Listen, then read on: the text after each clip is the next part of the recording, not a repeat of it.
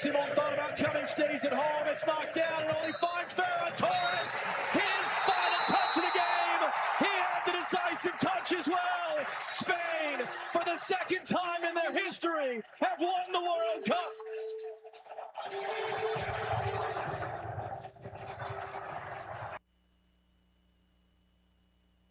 Edition of The Zone on Sports Radio 810 WHB. Michael Darcy, Sterling Holmes, Deebs producing the operation, Jack Johnson.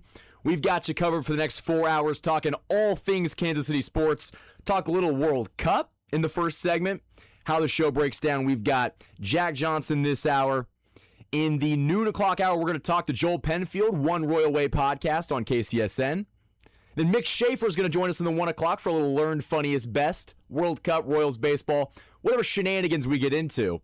But Stu, how are we doing on this beautiful Monday? Yeah, it's great. I was a question mark. But he's questionable, but he pulled through. I was a question mark. I'm a Gruden grinder.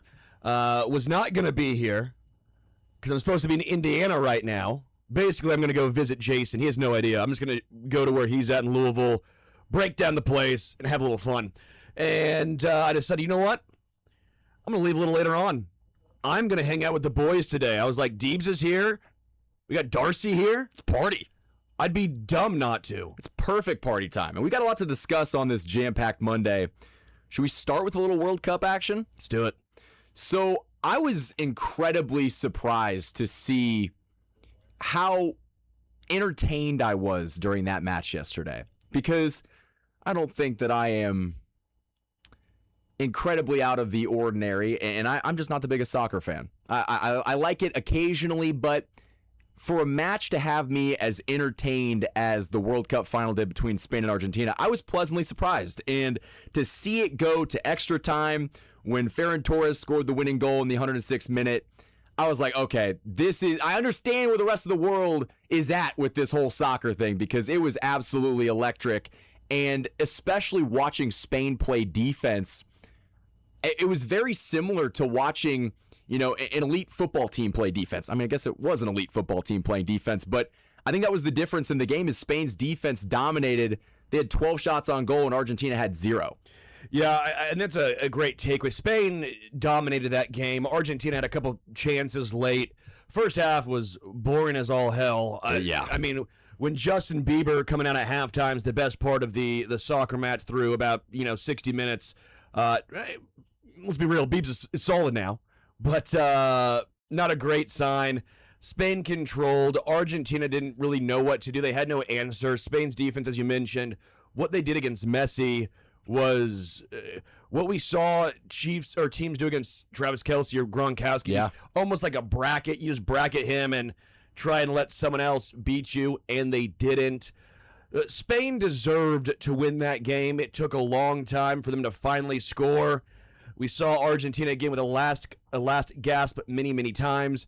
It was a little bit like the Chiefs season in 24 when they went for the three-peat, where they kept finding ways to win games they probably shouldn't, and they rode it all the way to the final, the Super Bowl, and Spain probably should have had about 3 or 4 goals in this one. Yes. The goalie for Argentina deserves so much credit. The better team won in this one, I think, clearly. I don't know what's going to happen with Messi moving forward because he is still such a joy to watch, even at age, 39? He had top 3 World Cup goals, too. He didn't get the Golden Boot, but I think he was second in the World Cup in goals. Yeah, Mbappe got the Golden Boot, but what Messi is able to do at his age is still,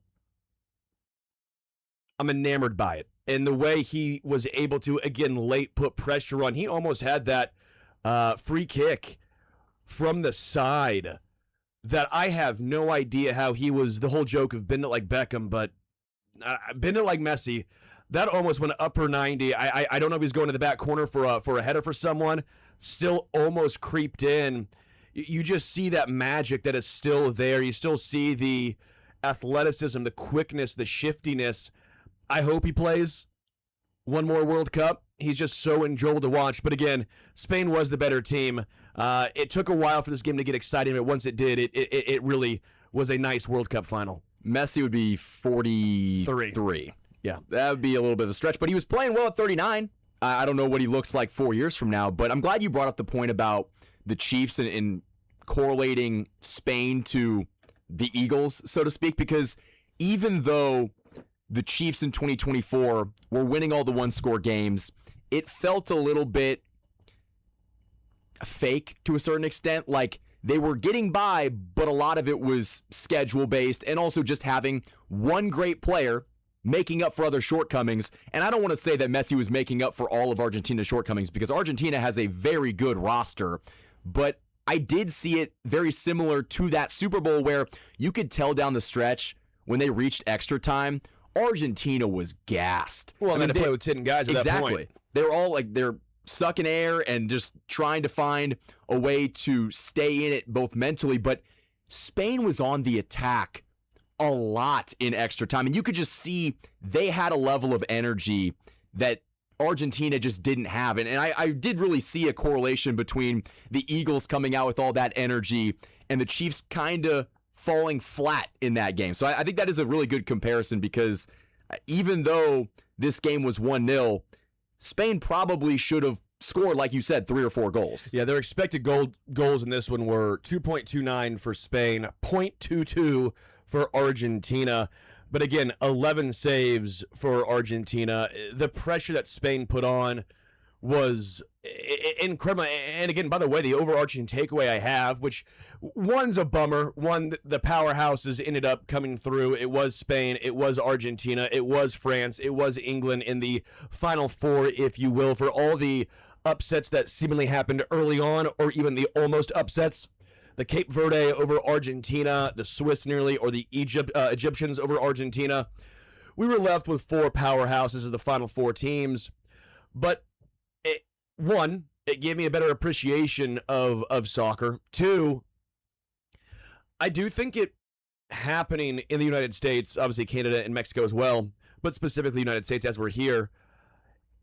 This is the most I've ever been into watching soccer. It has me enthused, not just 4 years down the road, but it does have me wanting to watch more sporting games, more KC Current games, more soccer matches in general. Instead of watching a rerun of The Office when I'm laying down watching TV, I'll throw on a soccer match now, watch something live. Again, I don't think I'm ever going to like it as much as I like baseball or football or basketball, but there was something special about this World Cup happening in the United States, something in Kansas City that we witnessed, going to Fan Fest, watching the game, seeing the entire city, the entire world really come together and culminate in this, I don't know if once in a lifetime, but maybe I think it's fair to say that. Maybe 3 times, because I think going forward depends how old you are. 32. I think we'll see one more World Cup at least in the United States, and I would like to think that one more World Cup in Kansas City. I think after what Kansas City showed, they deserve another opportunity and another chance, because this is the soccer capital of the United States, and I'm just so damn excited for that next, maybe it's 30, 40 years down the road, but still, I'm excited. Well, I'm glad that you mentioned how the Final Four teams essentially were blue bloods, to make a college basketball comparison. And it was like the NCAA tournament where you saw a couple upsets early on, like Uruguay, defeating Germany. But I did really like seeing, it was actually not Uruguay, it was Paraguay, pardon. But seeing more upsets in the beginning, and then the teams that should have been in the Final Four being in the Final Four. Stop that. You're on Jason's side, and Jason says this every single March Madness. But could you imagine watching USA Paraguay in the finals? I would love it. That'd be great because USA, but overall, we saw the best teams in the world playing in that finale, and I think that was the result that we saw. Like, even though Argentina lost the game, they didn't have any shots on goal. My biggest takeaway from this game was that the United States is far from competing to win the World Cup. Like, I don't know how many cycles away they are, but just watching the level of talent on both Spain and Argentina, it is kind of hard for me to get overly excited about 2030 from a United States perspective, because they are so far away. Yeah, I think you saw it defensively. The defensive backs, that was a big takeaway. Again, I know we've ripped on Tim Ream. We've reamed into Tim Ream enough on this show. But you do see a difference defensively between the United States guys and some of these other elite teams. Yeah, you don't always have a Messi or a Yamal or one of Mbappe. I get that. Holloway. Balogun is very, very solid, clearly. But I think what it comes down to is Christian Pulisic, for example. He's probably touted as the best USA talent-wise player. But you look around, and where does he fit in on other teams? The third best guy, probably on a lot of teams, maybe fourth best. It's not necessarily a knock on him, although obviously, you know my thoughts. I thought he was soft. I thought it was... he had a lot of things that I really, really disliked. But if he's your third or fourth best player, okay, you have a really good team. If he is your best player, well, your ceiling's going to be what it is. You have to have so many things go your way, and especially in a win-or-go-home situation, winning 7 straight games or 5 straight games, it's just not going to happen. So I think USA is getting closer. I do. I think there were some takeaways that we saw from this World Cup that said, hey, yeah, you know what? They're on the right path. But you are correct. They're not close to a Spain. They're not close to an Argentina or an England. I do think they are closer to Belgium. I know the game didn't represent that. I know they got their ass, BTA, belt to ass. But I think we're getting closer to them being in that realm, right? I think we're starting to see them get closer to the Belgiums of the world, even if they're still far away from the Spains and Argentinas and the Frances of the world. And it sucks with how it ended, but the United States men's team, for going through pool play, going through the first couple rounds, I mean, they won a knockout round game. That was something where they had not done it that many times in the history of the World Cup, and so they did make a stride in that way. But I do think with how well they played in group play, that there was a little bit of disappointment from the fan base because of how they played. Like, they were running through the group stage, and then they played so well against Bosnia and Herzegovina to then fall flat against Belgium. That's where the disappointment comes in. And, to your point about Christian Pulisic, I think Christian Pulisic is almost the victim of poor roster construction, whereas if he's your third or fourth option, or, second or third option, you're not going to be, disappointed with that. It's like the Chiefs wide receiver room. Tyquan Thornton's a great number 3 wide receiver, but you don't want him as your number 1. And so that ultimately falls back on how the team ends up being constructed. But I do want to ask you, because going into 2030, I think there will be more American interest because the World Cup was in the United States. Do you think this is something that will, maybe not in 2030, just because that's only 4 years from now, but do you see maybe a 2038 different look with just maybe the intrigue in soccer that is now sparked across this younger generation for the future World Cups? Yeah, 4 years won't be enough time, but you look at the, maybe 8-year-olds now who watched this in their backyard, and that's probably the age that you're starting to look at, or maybe it even is dads now who have kids who are like, you know what, I was going to get into baseball or football. I do think there's a subsect of folk where, yeah, the money is great in football and all that stuff. We know it's it's starting to become America's pastime instead of baseball, but there are a lot of parents who just don't want their kids to play football because of the injuries, right? Even CTE and the list goes on and on and on. And so I do wonder if some of those parents who are, you know what, I don't want my kid playing football, they'll put them into soccer, the other football, right? I think there's a chance of that. Now, that's going to take time. That might take 12, 16 years down the road before we start seeing the repercussions of that. But you are seeing guys who are 19 years old play. Yamal, they had 2 guys on Spain who were 19, teenagers, right? So it's not going to happen overnight. No, it would be like 2034, 2038, but at least that spark or that seed is planted now, so maybe in a decade, they're a different team. Yeah, and I think there's a really good possibility of that continuing to happen. I mean, again, soccer was not big here, 50 years ago. It's going to take 30 years ago. It's going to take time, and I think we are on the right path. It's just you have to continue down that path. But I do think exponentially it will grow, because as much as we probably hate to say it, I do think football, there are going to be some people who don't want to see their kid get injured, or at least what we know now about head injuries. I know the NFL is trying to do stuff about it. I get all of that stuff, but I do wonder how much of those dudes might now transition into soccer and stay with soccer. I know in America, soccer is what you do until you're about 10. Essentially, then you pick a different sport.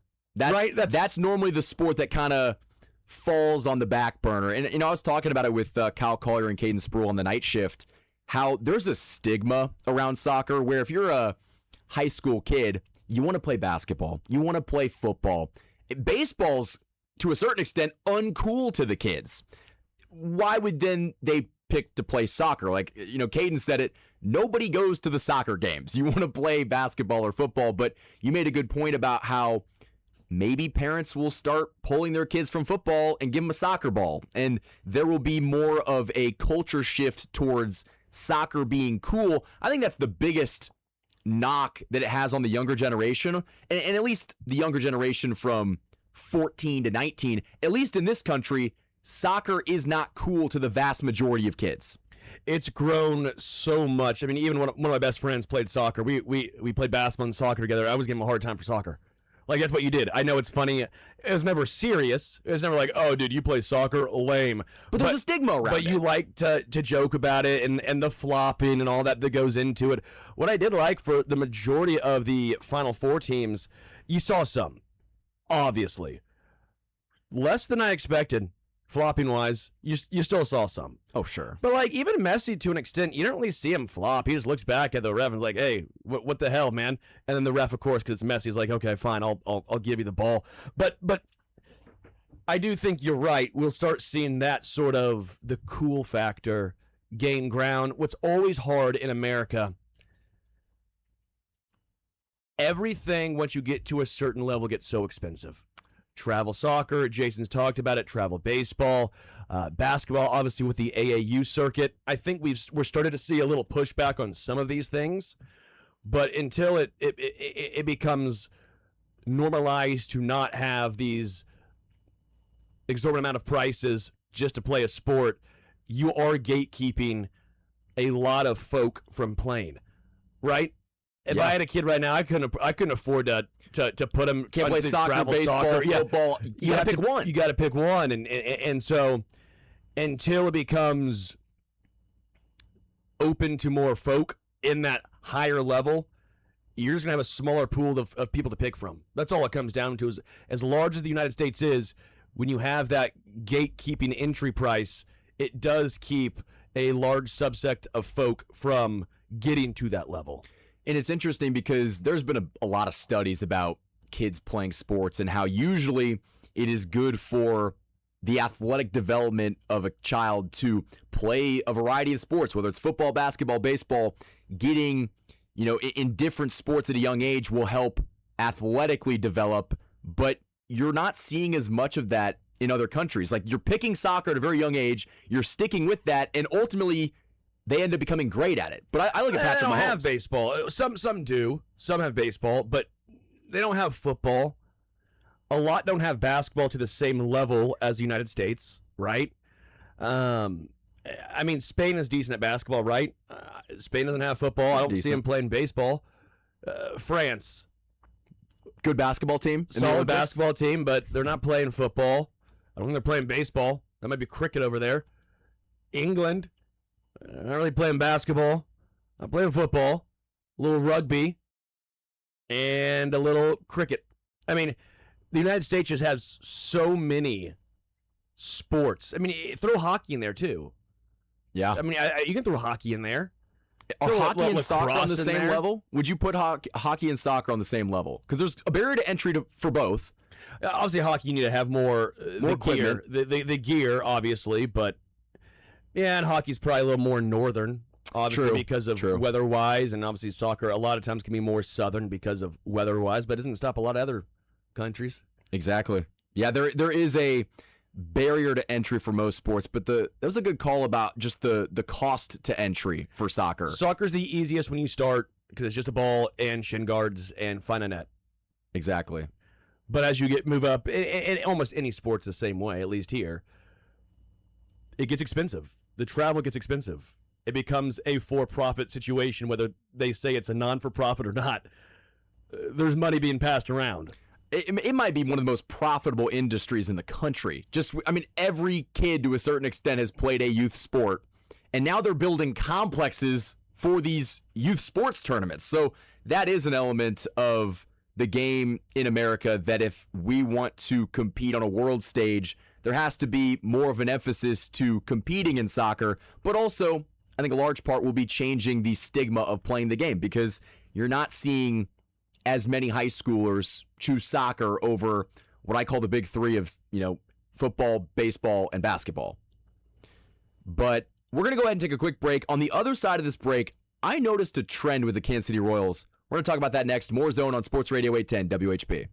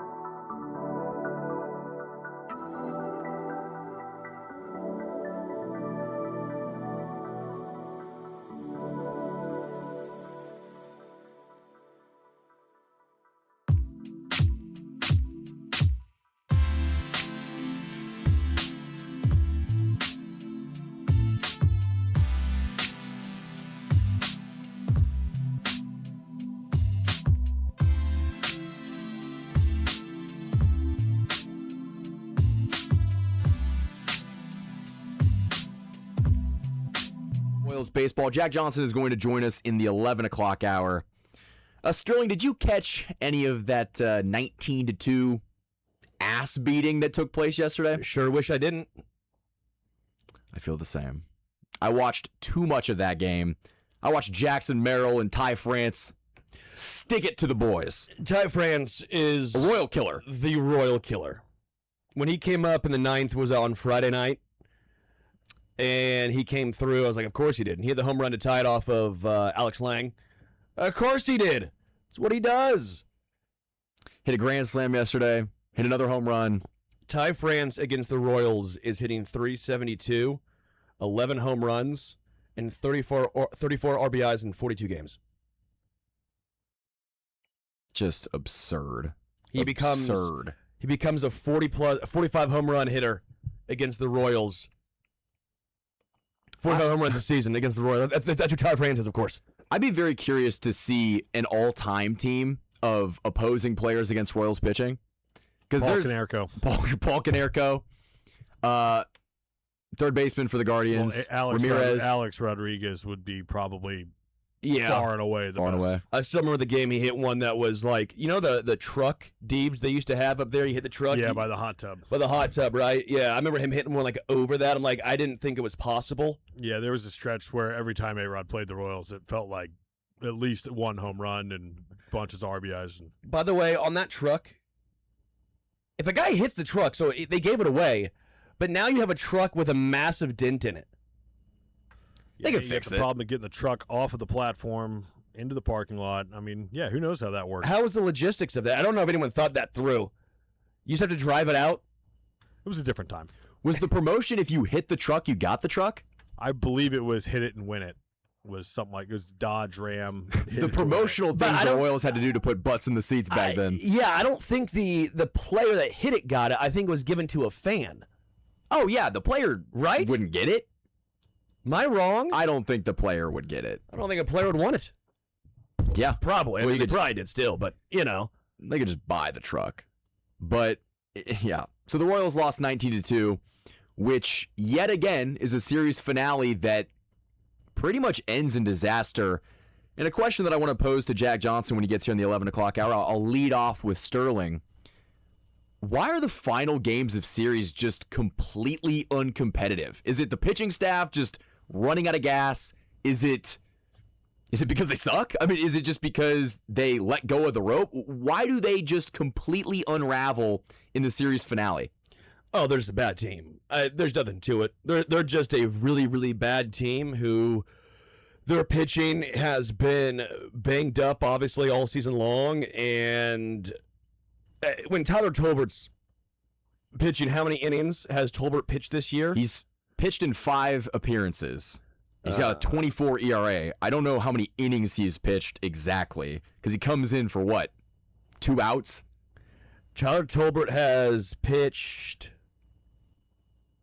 4 2/3 innings this year. That's not good. When your utility guy has pitched in 5 games, not a great sign, Bob. So I think the answer is they're just a bad team. I don't think there's much more to it. You're looking at guys like Noah Cameron, who has reverted back to worse than what the underlying metrics thought. You saw yesterday's lineup, and this is not even a Q conversation. You can rip on Q all you want. We've done it.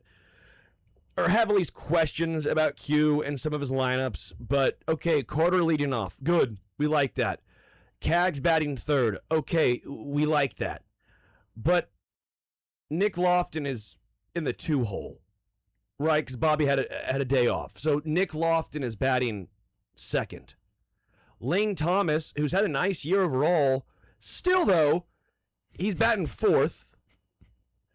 Isaac Collins, who's been a league average bat, is batting 5th. A league average bat, batting 5th.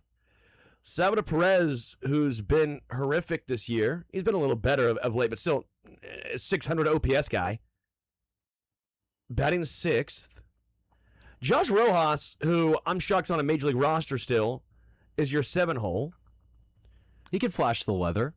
And then Tyler Tolbert and Luke Maile. I mean, you just look at this lineup and how many guys, 1, will be here next year. 2, I mean, think of that. How many of these guys will be here next year? Carter will be. Lofton probably will be as a utility guy. Kaggs will be. Lane Thomas won't. Isaac Collins will be here. Is he a starter or not? We'll find out. Salvi will probably be here as a backup catcher. Rojas won't. Tolbert, maybe. Luke Maley won't. I mean, you just look at this team. It's just a bad team. They shouldn't be losing 19-2. That's absolutely embarrassing. But this is just a bad team. And that's just the harsh reality, is that I don't think the lineup's good enough. And that's why whenever we were talking about how could Q put out that lineup, and the lineup is not subject to not being criticized, but it's like rearranging deck chairs on the Titanic. Do you want to see Luke Maley hit 2 spots earlier? Do you want to see Tyler Tolbert hit 9th instead of what was he hitting, 7th?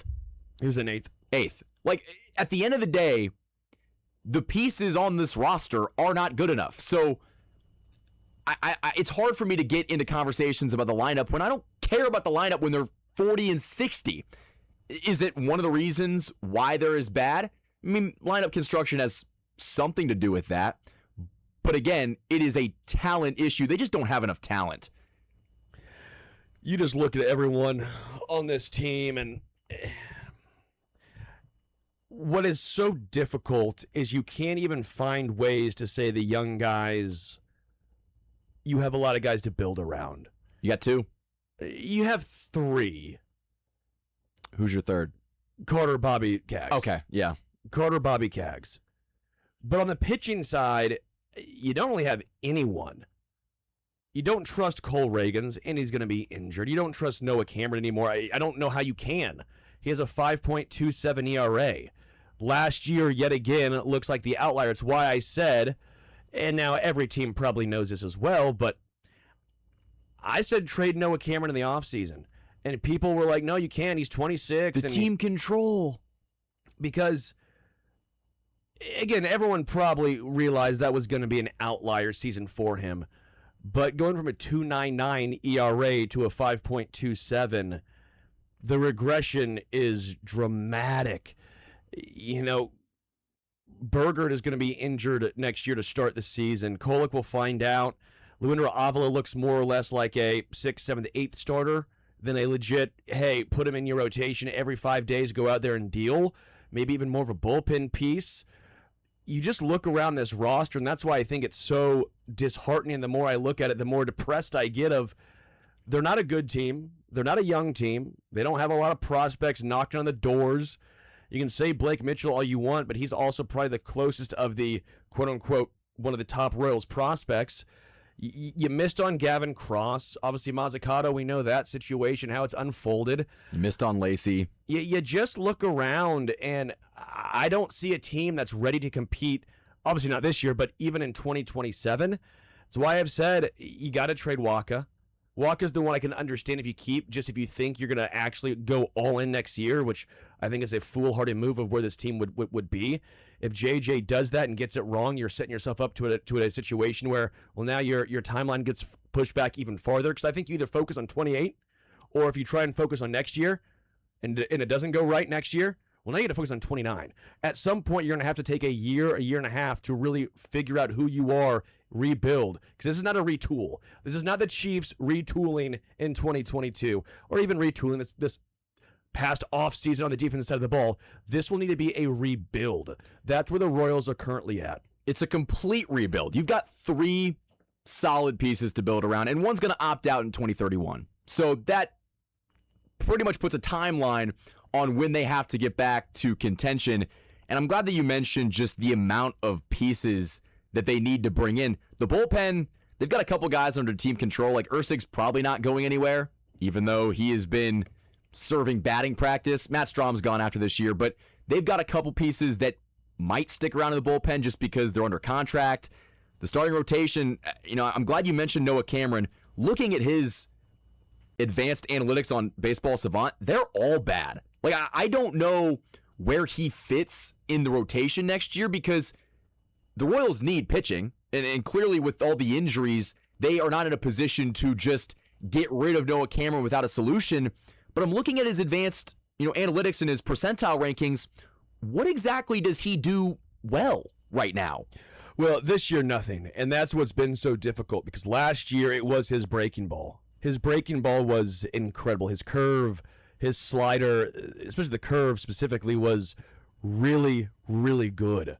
We know he's never going to be a good fastball pitcher. That's not who he is.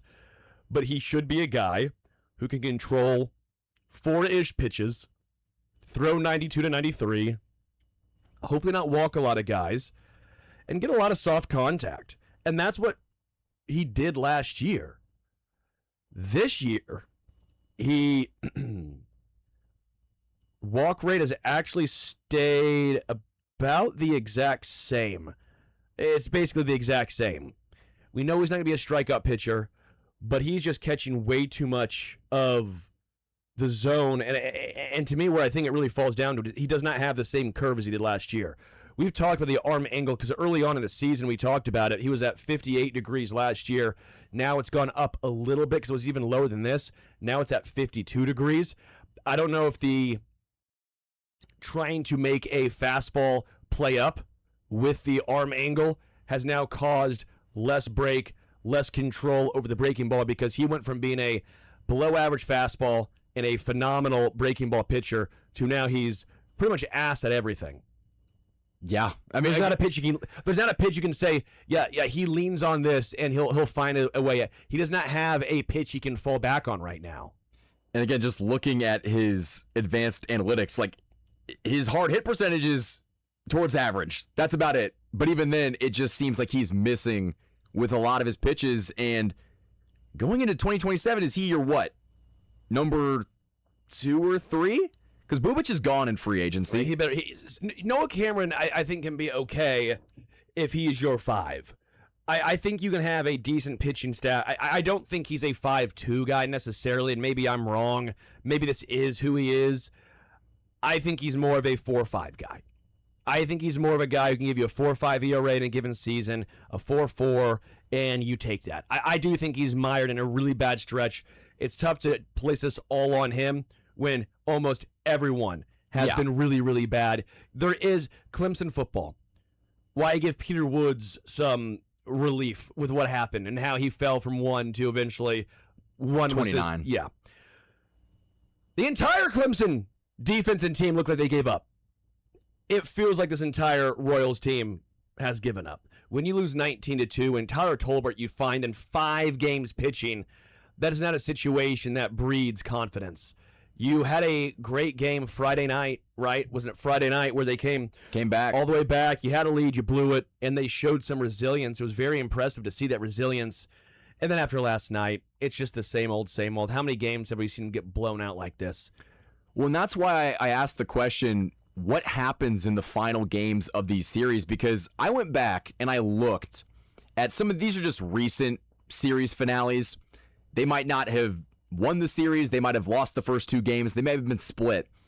Sunday, July 12th against the Orioles, lost 8-2.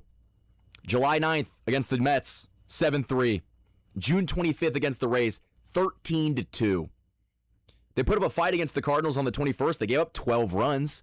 What is it about the final game of the series where the pitching staff just completely falls apart? Is there an element of, either we lost the first 2 games or we won the first 2 games, so we're just going to go out there on the final and just try to get by, just try to get through, because they're not stopping any of these teams from putting runs on the board. And I would love to know who's starting the games, because if you look at it right now, Michael Walk is about the only pitcher starter I trust right now. I don't trust Lugo.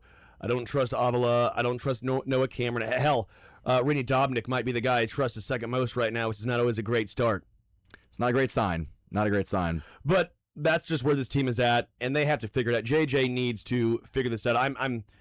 We need to see rumblings. We need to see trades start to come down. Lane Thomas, luckily for the Royals, has gone on a heater because hopefully you can get something back for Lane. Or package him with somebody else to get a semi-decent product. And I know you're not going to get, a team's top 10 prospect for Lane Thomas, but if you can get a, top 35, I would take that in a heartbeat. Yeah, and so that's where I think we are currently at is What can you get? How can you find a way? And luckily, Lane Thomas, again, is going on a heater. Daniel Lynch still doing what he's doing. I don't know if the Royals keep him or not. I don't know what his market value looks like. He obviously has a year of control after this year. I'd be looking long and hard at trying to see what you can get for a lefty reliever who's been really damn good. Quick update for those wondering. Zion Rose, he signed officially. It is under slot, way more than I thought. The slot value for pick number 6 was basically 7.75 mil was the going rate for pick number 6. He signed to a $5.8 million deal. Makes you wonder. It's about $2 million in savings. Makes you wonder if they knew that. Oh, clearly they probably knew it before the draft. But regardless, that pick has to hit. I mean, we talked about it on last week, especially in this rebuild process where, you're talking about how JJ has to get it right. My biggest concern is that this is not a situation where the roster can get right in a year. This is a multi-year rebuild, and that's why it's almost foolish to look at 2027 and even talk about competing. Unless they go out and sign 6 pitchers, a couple starters, a couple relievers, and then bring in how many? 3, 4 bats? So, just real quick, I want to go through this real quick because we have more numbers now. Zion Rose signed, and they saved 1.9 mil, okay? Just over that. Taylor Rabe signed out of Ole Miss. He signed for $7,000 more than the slot value, so 3.197. Jack Slidham is the one that I think everyone was, okay, you have to go pretty well over to try and get him signed. He signed for $3 million, and the slot for that pick, which was pick 56, was 1.7. So they went nearly 1.3 mil over. So they actually saved $651,000 in the first round. So far, they've signed a lot of guys from the double-digit rounds on. It looks like everyone has signed outside of their 4th round. Everyone in the first 10 rounds have signed outside of their 4th round draft pick, Dominic Batista, out of high school. You'd like to see that draft class getting signed, but it's also hard to get excited about the draft class where it's a crapshoot to begin with. And does Zion Rose change the outlook of the roster building for the next couple of years? I don't even think you can think about him cracking the big league roster till 2028? Maybe opening day 2028? And that's generous. I mean, he's a college bat. The bat was why he got drafted. The glove still needs some work, but even then we've seen college bats getting drafted to this Royals system that go and struggle in high A ball. I mean, it's not something that he would be immune to, but can you put Zion Rose or any of the other prospects, like the high school kids, in the team planning for 2028, 2029, or does that have to be something where if they provide you anything on the field, that is an added bonus, but they have to go out during free agency and build this roster? They can't continue to build it through the draft because it has not worked, and most of the time you need a splash or two in free agency to round out your team. Oh, of course, and they tried with Duran and with Taylor Ward. The Taylor Ward situation is still one that will get me. I think they had a deal, what I heard allegedly, they had a deal done, I think it was Bubic for Ward, and the Orioles came in with Grayson Rodriguez, and the Angels chose Rodriguez. And you're deciding between two guys who were high draft picks. Grayson Rodriguez obviously had a lot of potential, has not lived up to it. Both have had injuries. Rodriguez got injured again this year. Bubic got injured again this year. Taylor Ward's been a really good player overall for the Orioles. It would have been nice to have on this team, but let's be real too. Taylor Ward wasn't making this 40-60 team into a 60-40 team. Exactly. And again, that's why it's difficult to get too frustrated with the lack of moves in free agency, because now just looking at the roster in 2026, they could have added 3 bats in the offseason last year, and it still wouldn't have been enough. The frustration lies, yet again, of them valuing their players more than other teams. I hate that moniker so much, and the Royals do it more than any other team. well, this guy means more to us than they mean to the other team. Maybe The step Brewers back. don't do that. Tampa Bay doesn't do that. Cleveland doesn't do that. Step back and think why they might mean more to you than other teams. Correct. And at some point, you have to realize if you want something in return, you have to give something up. You can't just try and say, you know what, we want your best player. We'll give you nothing. That's not how this works. And the Royals front office perpetually has lived, it feels like, in that sort of dreamland of, well, I don't know. Salvi's going to be I'm not saying trade Salvi now. At this point, you've missed the boat. But he's going to be a Hall of Famer. He's our franchise. He's our captain. We can't trade him. He means more to us than to other teams. Okay, sure. But that's not making your roster better. That's not making your... Who would have made this team better? Cole Reagans, and he wouldn't necessarily do this necessarily, but Cole Reagans or Taylor Ward. Taylor Ward would have made this team better, but you can't trade Cole. He finished top 5 in the Cy Young one time. 2 years ago. He stayed healthy for a season one time. Can't trade that guy. It would have been so beneficial. And again, hindsight is 2020. It's easy to say now that they should have traded Cole Reagans straight up for Jarren Duran, or they should have at least entertained that offer more. But now you know. Now you definitively know that you cannot bank on Cole Reagans and Chris Bubich going forward. And now they have no value. And they have no value. They have no value. And value. that is the risk that the Royals took, and they lost. With both. With both. And they've done this time and time again. It's why I said when Garcia had an 800 OPS last year, I would look at trading him. When Noah Cameron had a 2.99 ERA last year, I said I would look at trading him. The Royals do the opposite. They see an outlier season and say, that's who they are. I look at an outlier season and say, this is what it is, an outlier season. Do we think Garcia's an 800 OPS guy? No. Do we think Noah Cameron's a 2.99 ERA guy? No. Do I think other teams realized there was regression coming? Yeah. But you have to get in front of it. The Brewers just did with Isaac Collins. It hasn't worked out for them necessarily because Zerpa was injured, but clearly they saw a 779 OPS Isaac Collins and said, this is his best year. Okay, what is the value? What can we get back? And that's what they did. And that's the risk you have to take. Never do that. That is the risk you inherently have to take when you are trying to switch the roster, turn over the roster. And that is the concern that going forward is that there's too much love for the players in-house, even after how disappointing this season has been, that there might not be a lot of change in 2027. And I want to talk about what this roster might look like. We kind of talked about it in the first segment. We'll do that on the other side of this break. You're listening to The Zone on Sports Radio 810 WHB.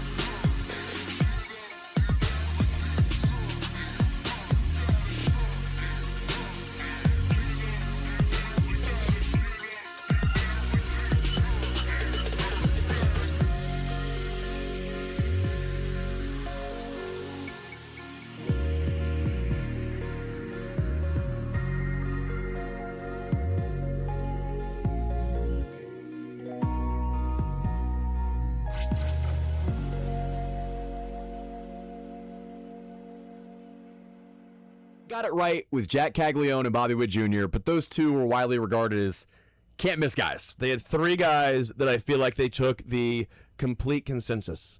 Jack, Bobby, and I will say Asa Lacy. I don't blame, I don't know what happened there, but I don't know if I can blame the Royals for that because that was the obvious choice there. Yeah, I'm not upset about that Lacy pick at all. Like he was a hard I'm upset lefty. by the by it not results. working out, but you can't hate the process, especially because what were they picking? 6 at that time? It was 4. 4. He was a hard throwing lefty, a college pitcher. You're gonna take that bet, and it just didn't work out. I like the Lacy pick a lot more than Mazzucato, and look what that ended up happening. More Zone coming up next. I remember.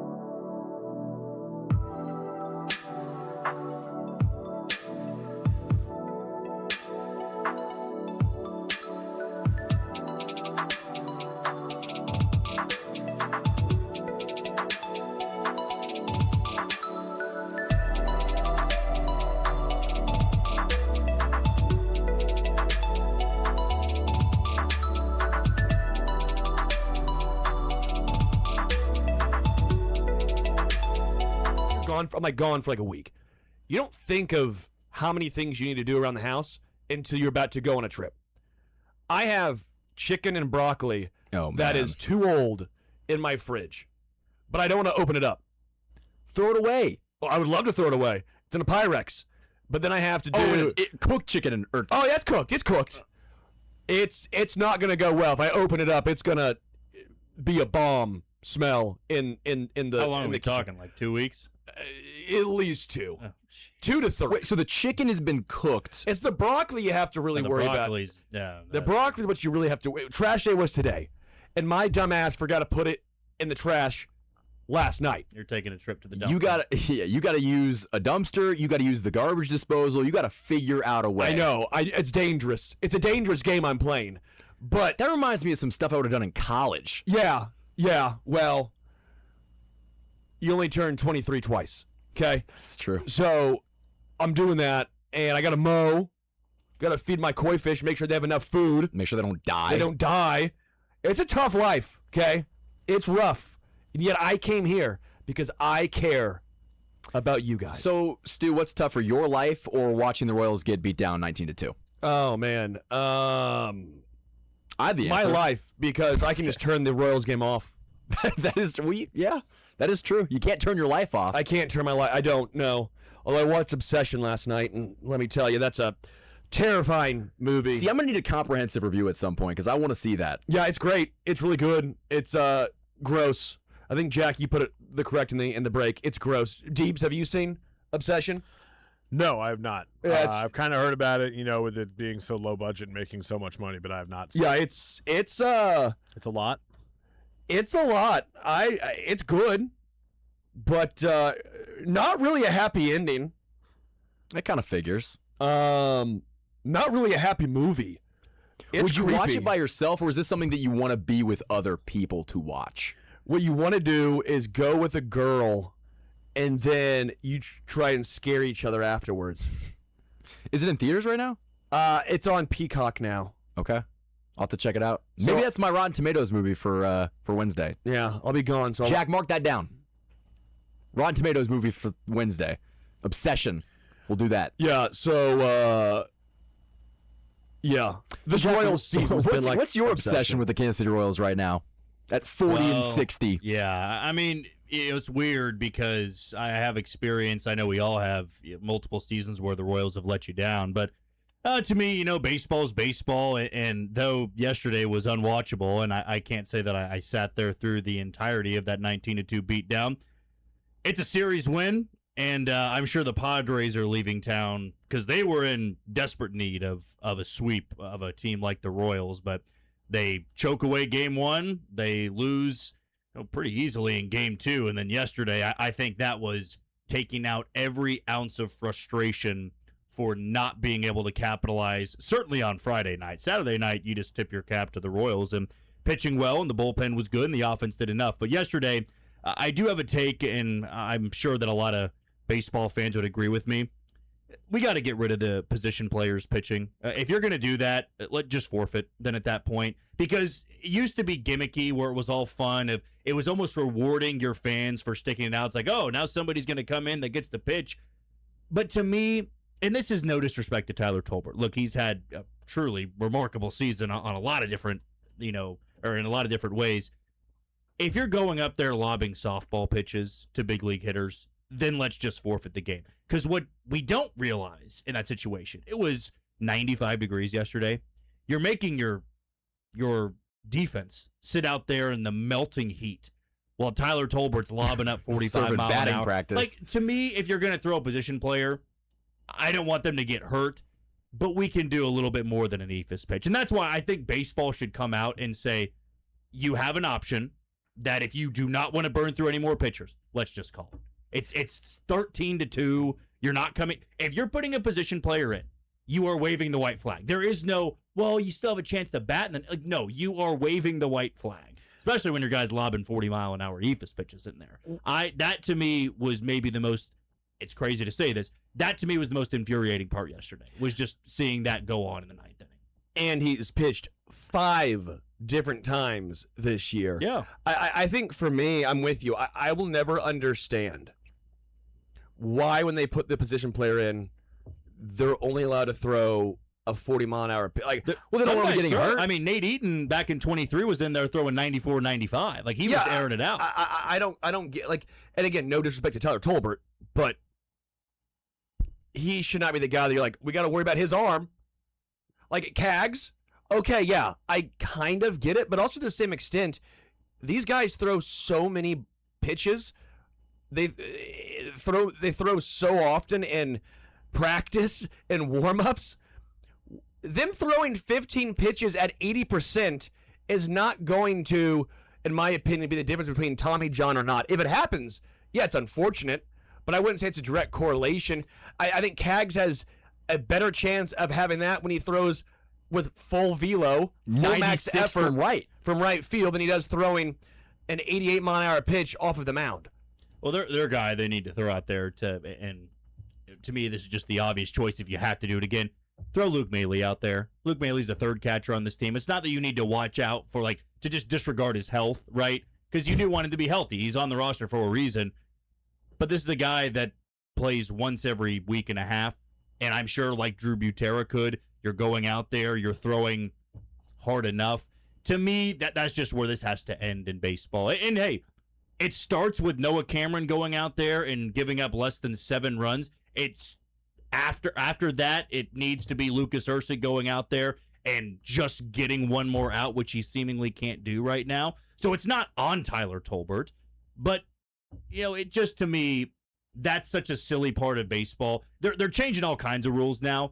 Let's move past this point, because the only teams that do it are the teams that are getting crushed, that aren't very good. So it's not like you're moving heaven and earth to protect all your players here.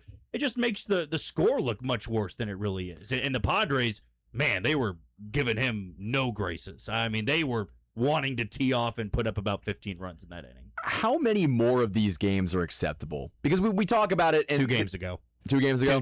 Tyler Tolbert should have pitched once, and that was it. That At should this have been point, the it's last time becoming he did it. 3 times tops. I mean, Five in the if you do season. it We're multiple middle July. times- It's July 20th. Yeah.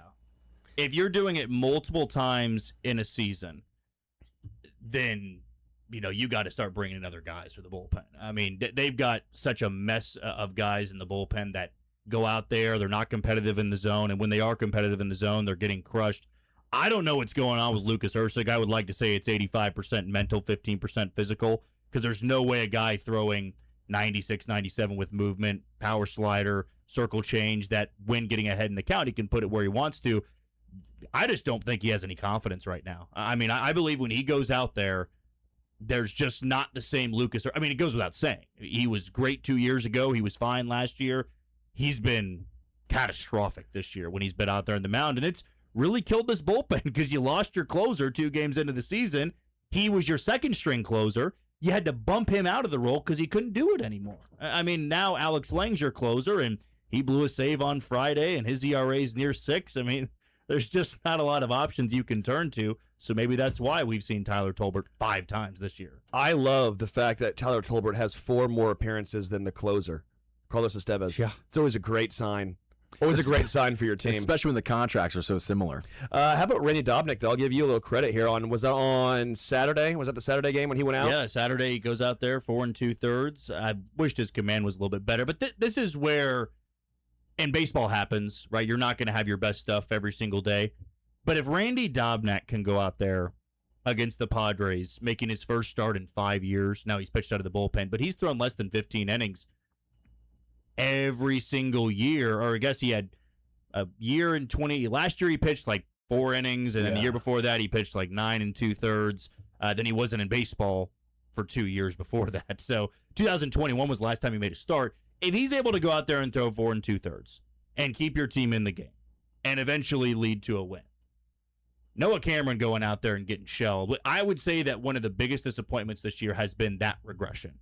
And I said this on Twitter that it would be fascinating to know if the Royals were not so banged up in the rotation, what they would do with Noah Cameron. Because I believe he would have been in AAA at this point, just for a reset. I mean, it's been rough. And Randy Dobnak going out there, I tip my cap. I mean, hey, he's going to get more starts the rest of the way because Stephen Kolek's on the IL now. So that's another guy that's on the shelf. So we'll see a lot of Randy Dobnak over the next month and a half. And I believe that he's somebody that, I don't know, could have a fighting chance at a roster spot next year as long as he continues this pace. But, man, if he can go out there and do that, I don't really have a lot of sympathy when you've got a guy that every 5th day it's 7 earned runs. And if he does give up 7, or he goes 6 or 7 innings, he gives up 5 to 7 runs. And that's just not going to cut it right now. What do the Royals? You're right. I do think if they were healthy, Noah Cameron's is in AAA right now. Why? We knew regression was coming. That's not to, at least on my side, not to this extent. Not to this extent, though. What happened? We've talked so much about the arm angle. It has started to go up a little bit, right? He was at 58 degrees last year. He's now at 52, but that was even lower earlier on in the season. Was it just too much of a focus trying to get that fastball to play up? Because his breaking ball last year was electric. It was one of the better breaking balls in all of baseball. This year, it is not. He doesn't have a pitch he can go to. The walk rate's about the same. He's never going to be a strikeout guy, but the contact, hard hit especially, has skyrocketed. I don't know what to make of this. This is what I said last year in the offseason. I said I would have taken a look at trading Michael Garcia, because I think the 800 OPS was an outlier. And I said I would have looked at trading Noah Cameron, because I think the 2.99 ERA was an outlier. Other teams know this. No denying it. But what did the Brewers do with Isaac Collins? They got what they could because they knew that the 779 OPS was the outlier. Why didn't the Royals take a look, and maybe they did and we just don't know about it, but why didn't they take a look at trading Noah Cameron at the probable height of his value? Now you see what he's doing now. Where does he fit in long-term for Kansas City? Well, I would say with the Brewers, their decision was a bit easier because Collins was 28. And when you're getting closer to 30, you're that late blooming prospect. I mean, Cameron's 27. He's 27, yes, but for like Michael being 25, that was different. Yeah, I get it. Yeah, it's like, and the other part to that is, well, who do you have to replace him, right? So the Brewers, when they traded Collins, their outfield, I mean, he was bumped out of the starting lineup with 2 months to go in the season last year because they had Yelich healthy. They had Churio out there. Garrett Mitchell, I think, right? Garrett Mitchell, too. Yeah. I mean, they had a plethora of outfielders. And that's maybe why the Royals said, we can't trade Noah Cameron. And we can't fault them now for trading pitchers because I don't know where they'd be if they traded more guys from that rotation to get bats because they are screaming for arms at this point. I mean, they have nobody in AAA they can turn to. They're going to have to acquire guys that are DFA'd, just off the 26-man roster in AAA. They're going to have to get a couple arms to finish out this season because they're just not healthy anymore. I would have certainly entertained Noah Cameron, and as Sterling said, maybe they did. But I have to wonder what the offers were because teams maybe said, this is a guy who was 25 years old making his debut. He doesn't throw exceptionally hard. He doesn't strike out a lot of guys. There's going to be regression. Are we really going to give up our starting left fielder for Noah Cameron? Like if they went to the Angels, now another guy who was severely regressed was Joe Adell, who was a big talking point in the offseason. At the time, coming off of 30-plus home runs, if the Royals went to the Angels and said, hey, we'll give you Noah Cameron and let's say a prospect throw-in for Joe Adell, the Angels are going, we need pitching, which is why they traded Taylor Ward for Grayson Rodriguez. We need pitching, but we're not willing to give up a guy that has hit 30 bombs. But this is why what separates you from being a great organization. You almost have that crystal ball of going, this guy's not going to be who he was last year. We need to go upgrade and sell this guy to a team that believes that's only the start of the beginning here. And he's going to be able to do this 5 years running. So to the starting rotation's health, does that affect what they might do at the deadline with Lugo and Waka? Because if they're going to have to go out and buy pitching or at least pick up pitching, does that change the perspective on if you hold on to somebody for not just 2027, but just to finish out this season? It certainly will impact it. They already were not high on moving those guys, and I do see both sides. There's a lot of people that would say you got to tear it down. Trade these guys. They're not going to be good. I would love for them to move Walker and Lugo to get the contract off the books, but in reality, you're not going to get it completely off the books. You're going to have to send money to a team, and then you're paying. Not for Walker, though. I think Walker, most if teams, you wanted to get more in return, you would. Sure. And that's what the only way they'd move Walker is if they got some legitimate pieces for that, and that would probably require them paying, maybe not a ton. And it's not like you have to pay 10 of his $15 million he's making right now, but you'd have to pay a couple million, and that's just, to me, the only way they move Walker is if a team says, we will take Michael Walker, we will take his contract, and we're going to give you 2 guys in our top 10 in the farm system, or maybe 3. I mean, if they're asking that much, they're not going to move Michael Walker. Do you believe that? No. I mean, there's no chance anybody would look at Walker or Lugo at that. No. Do you believe that's actually what the Royals would? I truthfully believe they've when they've said that in the past, we've been able to say, oh, it's a smoke screen, it's trying to leverage a player. I don't believe they're trying to leverage Michael Walker. I believe they are putting feelers out there. They're certainly taking calls. You have to. You're a seller, and these are your top trade chips out there. But no contender is going to give up a big-time piece for who would become a number 4 in their rotation. The last time I can remember, truthfully, and maybe I'm misremembering a big deal here and there, the Padres Juan Soto deal when they got him from the Nationals, and they sent James Wood and C.J. Abrams and Mackenzie Gore and Robert Hassell. They sent all those guys. Like, that was a massive deal that happened, and the Padres were known for, with A.J. Preller, were known for doing these all-in moves.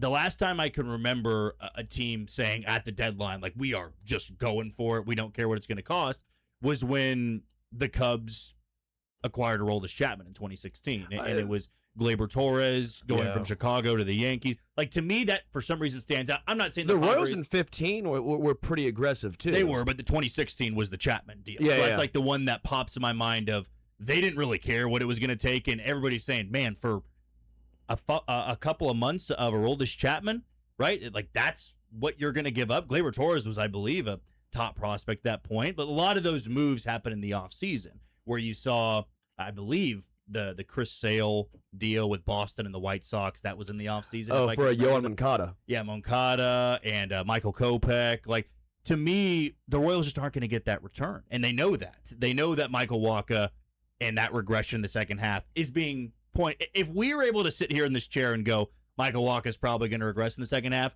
what do you think the organizations around baseball are doing? They're saying, yeah, Michael Wacha is probably going to be a 4.5 ERA guy for a chunk of the second half. We're going to give up somebody we've been developing the last couple of years for a couple months of a guy who's going to give us 10 to 12 starts. And Lugo, even more so, because Lugo, since the extension last year, has not pitched well whatsoever. I do think Michael Wacha, I think you're a little low on Wacha. I think Lugo, you and I are lockstep on. I think Wacha could be a 3 on a playoff team. I think he could be your 3rd starter, and you're okay. I do believe that. Lugo, I think you're right, 4 or 5 on a playoff team. I don't think he's getting playoff starts, really. But he also has reliever experience, which does help at least a small amount in that instance. I think Wacha's contract next year is actually really palatable for teams to take on. Oh, it's doable, yeah. I think they like that. I think Lugo's is the opposite. I wanted to look it up, though, the Johnny Cueto, just to see the official trade, how much it brought back. Wacha's not Cueto. Cueto at that point was, I think, a frontline guy. Again, Wacha's more of that mid-range guy. But that was Brandon Finnegan, who at that point came up in 2014, right, and had a really nice stretch. John Lamb, I want to say he was a fairly touted prospect, correct? They all were. John Lamb and Cody Reed. Cody Reed, big prospects, but and none of them really panned out. So none did. I mean, Finnegan fell off. Yeah. Lamb and Reed didn't really do anything. So no. Did the other two make their big league debut? I know that Finnegan pitched for a while with the Reds, but Cody Reed was more of a late bloomer and had a cup of coffee in Cincinnati, I believe. But other than that, they didn't turn into much. I mean, Zobrist was Sean Manaea, and Sean Manaea had a pretty established career in Oakland, and then now he's still kicking around with the Mets. I don't know, though. To me, where this team is going to make their improvements is moving the guys on expiring contracts. Because the other part to this is they're looking to 2027. And they understand that rotation's going to need to have a makeover. We've had those discussions before over the last couple of weeks. And you trade Waka and Lugo, your options now are Avila, who I don't really believe is a future rotation piece, Kolek, fine number 5 guy, Cameron, 5 to 6 guy, Ryan Bergert's going to be coming off Tommy John, Cole Reagans is missing a chunk of 2027, Chris Bubich is a free agent. There's no depth in AAA yet. We know Kendry Churio and David Shields and Justin Lampkin and the guys you added like Taylor Rabe and Jack Slidham. Like, it's going to take a couple of years to get those guys there. But they know they need to overhaul the rotation a little bit. They're going to need to spend money, right? So they're going to need to go get a number 1, whether that's free agency or trade. They're going to need to go get a number 2, whether that's free agency or that's trade. If you do move on from Waka and Lugo, hopefully those contracts are mostly off the book, which would give you flexibility. But then you're asking Stephen Kolek, Avila, Bergert coming off Tommy John to be a number 3 or a number 4, which I don't see it there. And Lugo, I'd say it's a 10% chance he's moved just because the contract is probably the glaring issue here. If he had Waka's contract, maybe a different discussion. Waka, to me, is in that 30 to 35% range where I could see a team. If Tarek Skubal gets moved and Joe Ryan gets moved and one team that was gunning for both those guys misses out and they say, well, we got to get a starter, they might go get Michael Waka. How much of the Royals' decision to trade either one of these guys should almost be expedited because of the lockout that's likely coming next year? I'm not sure you can operate with that mindset of, well, the lockout's coming, we're not going to play baseball. And my stance on it is once we get to that deadline, I believe there's going to be some ground made up. I mean, I would say 2 months ago, I said we're not having baseball in 20. There's just no way. But even if they do have an abbreviated season, Yeah. Waka's going to be, 36? Yeah, to me, the age is the big factor here because I've said before, the best baseball they've given you is behind them. That's already happened. Can you get 120, 130 innings out of Lugo and Waka next year being a okay pitcher? That's what I would operate with. I would go in the next year, assuming you keep them, and do what San Diego did with them in 2023. And it was, it's in April and you want to get length out of your starting pitching. But maybe if he's at 75 pitches after 5 innings, you say that's good enough. Let's go to the bullpen, assuming you got a good bullpen, of course, which needs to be overhauled as well. But trying to get the most innings out of these guys at their age, a big league starting pitcher is not going to say, here's the ball, I don't want the 6th inning anymore. You're going to have to talk them down from it. But I'd imagine they want to stay healthy, and I'd imagine they want to be on a roster all of next year. That's the only way I envision it. And the Royals have to take a lot of stress off those guys' shoulders next year, which means you need a 200-inning guy, which means you need a 190 guy. Like, that needs to be the front of your rotation. Therefore, Kolek, Bergert, Avila, Lugo, Waka can be in the background a little bit. I mean, most rotations in baseball, the great ones, there's like 1 or 2 guys that you go, I don't want to face them in a series. The Royals right now, it doesn't matter who they throw out there. Like, Waka's throwing tonight, and I'm sure San Francisco's saying, well, that's the best they got.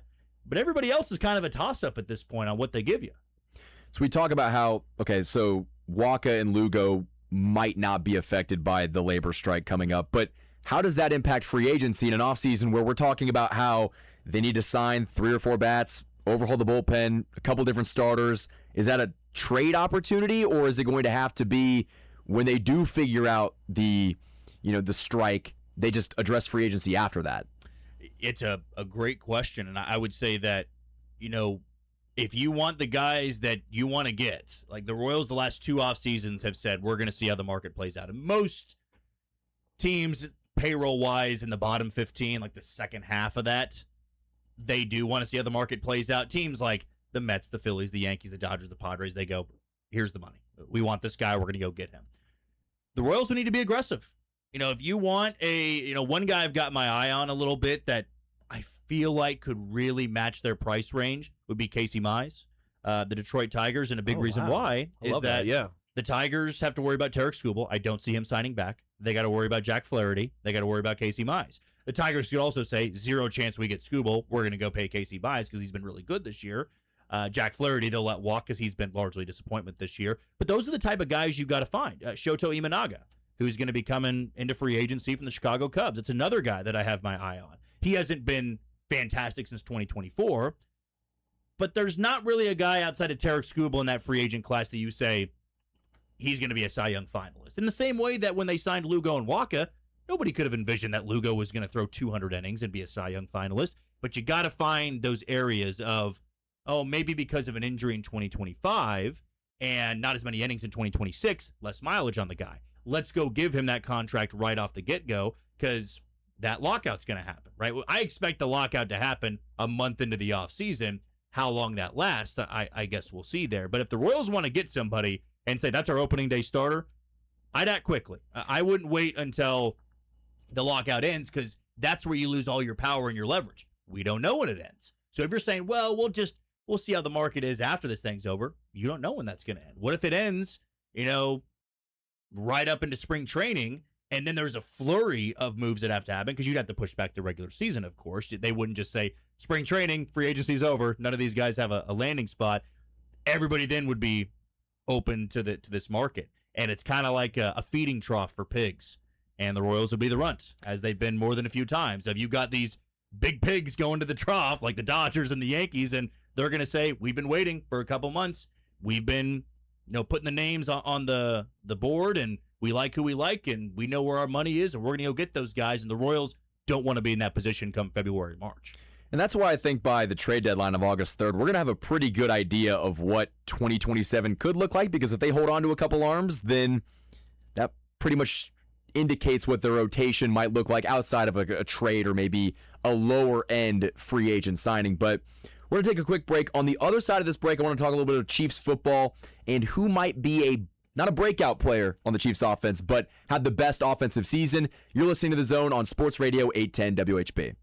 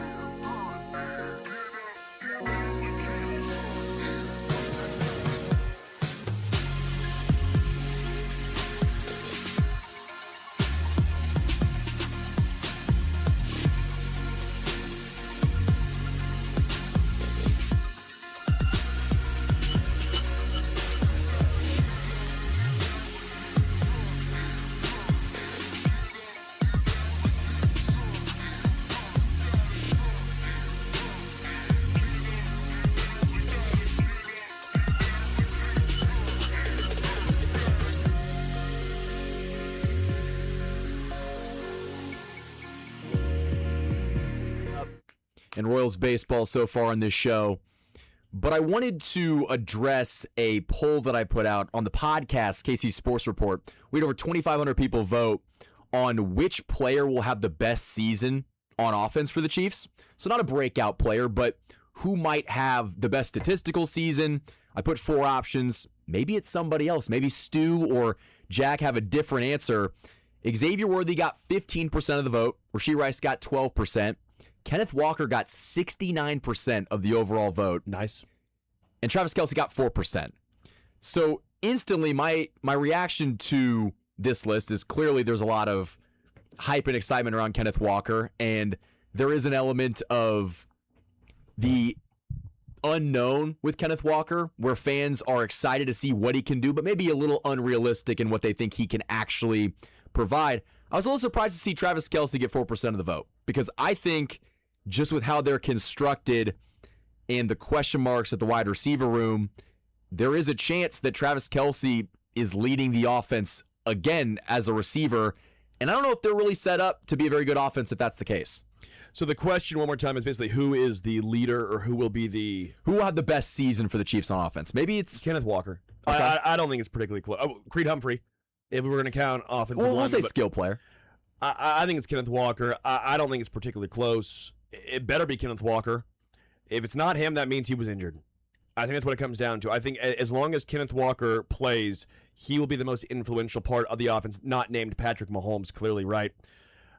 Travis Kelce, he'll be a big focal point yet again. I don't think there's any denying that, especially with the lack of depth at tight end after him.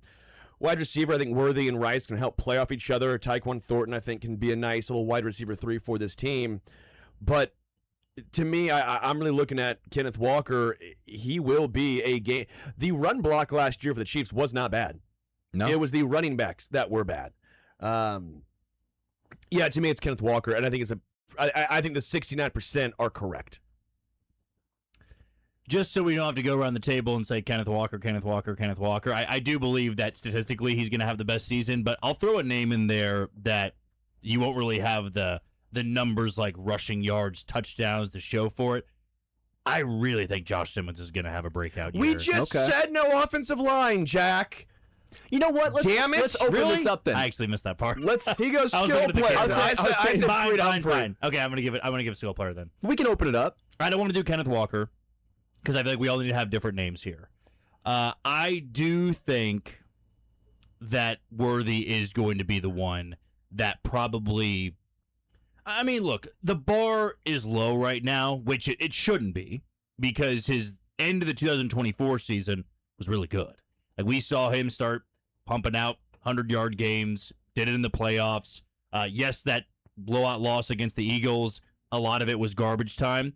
But still, we saw the growth, we saw the improvement. Last year, can we just chalk that up and say when he got demolished by Travis Kelce over the middle, that derailed him the rest of the year? Because I can't imagine being a professional football player and having an injury that just doesn't go away. And he's already not a big guy to begin with. So when you set him back with a shoulder that's not 100%, maybe you're a little bit more timid going into hits. Maybe you're not running your routes with much authority. Not that it should prevent you from doing that, but it's the mental part of this game. And we've heard good things. I'm excited to see what he looks like in training camp. To me, this is a guy that really just needs to be a 750, 800-yard receiver. You're able to get that. We know he's going to have some of those end-around plays. He's going to be a bit of a gadget guy. He doesn't need to be some huge red zone threat. He needs to be a deep ball threat. He needs to be what Tyquan Thornton was last year. And honestly, with Kenneth Walker, to allude to Sterling's point, when he's running the ball well, what happens to a defense? The defense has to come down. There's not as much help over the top. You get Worthy in those straight lines. It depends on the cornerback he's going up against. He's not going to be able on Monday Night Football to go do that to Pat Surtain II.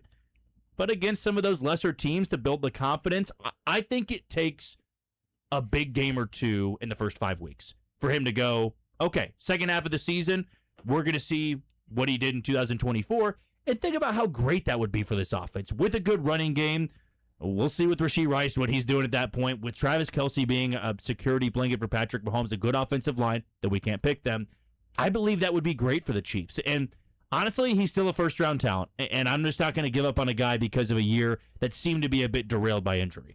Real quick, breaking news. So quick, Breaking news. Missouri running back Ahmad Hardy has been medically cleared and is expected to make a full recovery from that gunshot wound to his leg.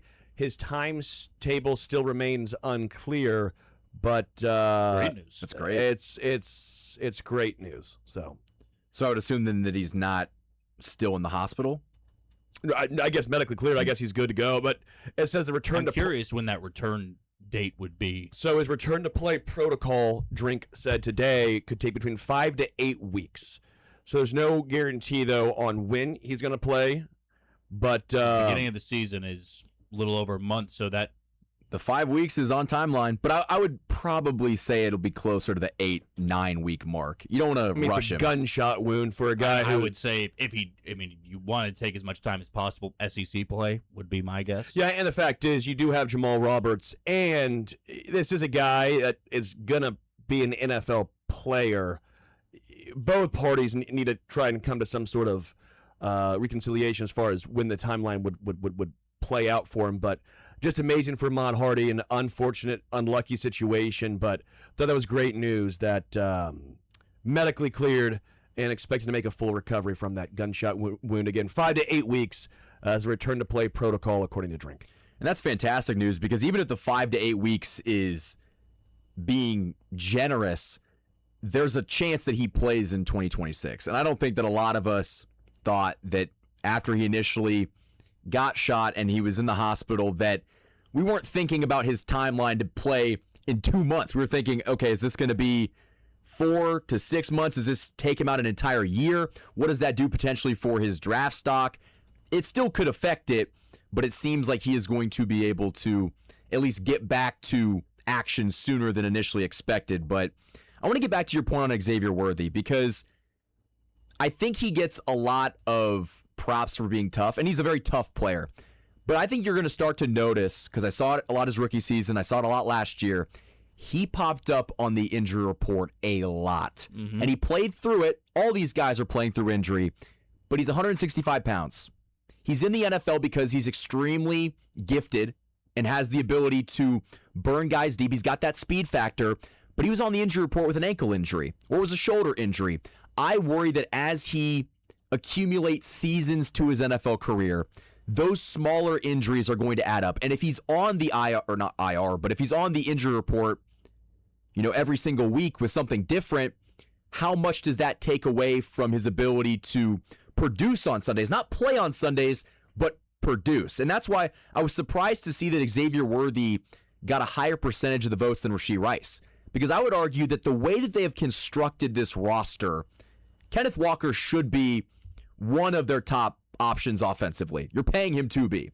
But I would also say that Rashee Rice is expected to be a definitive number one wide receiver because the Chiefs sat by and watched all the wide receivers get taken in the first 3 rounds when pre-draft, we were talking about 2 position groups. They needed to get an edge rusher and a wide receiver in the top couple rounds.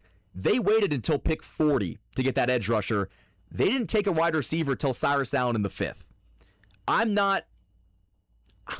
hate to say that I'm not excited to see Cyrus Allen, but he's a 5th round draft pick. I think I have very tailored expectations for what he could provide. I think if Rashee Rice does not go out and prove that he is a number one, the Chiefs' offense as a whole is going to suffer a lot because they just don't have a definitive number one guy if he doesn't live up to it. Doesn't matter. They've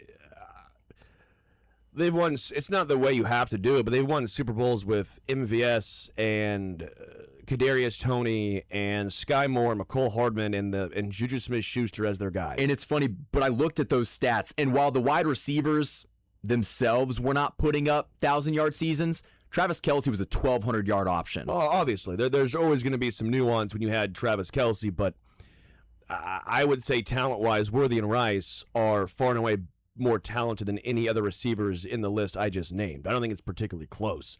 I think Kenneth Walker is the most talented running back. Now, again, for the particular offense, Jerick McKinnon played a massive factor in what he did.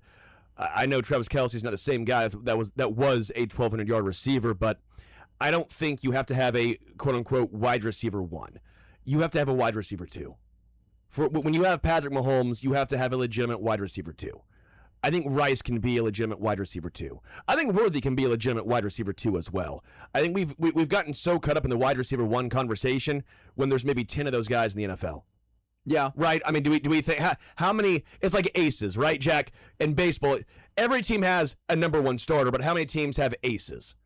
Everyone has a wide receiver one, quote unquote, on the depth chart, but how many have that bona fide game changer at wide receiver? Well, to clarify, Rice is not that guy. No, and people who claim that last year or prior, I think were asinine. Don't know ball. I pushed back on that dramatically, and I was told, but if you extrapolate the numbers over there, I'm like, yeah, sure, but you can't do that.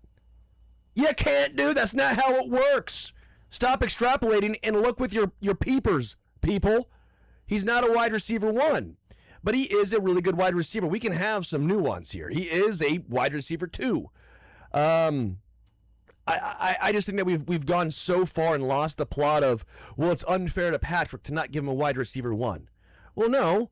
You also spent a first rounder on Josh Simmons, or would you rather have a pick number 30 wide receiver, right? They spent money on the offensive line with Creed Humphrey and Trey Smith. Top 3 in spending. This is the choices they made. The choices were he can elevate wide receivers. He cannot elevate when he's running for his life. We've seen that time and time again. We saw how bad the run game last year was, so they said, hey, what makes more sense, Juwan Jennings or Kenneth Walker?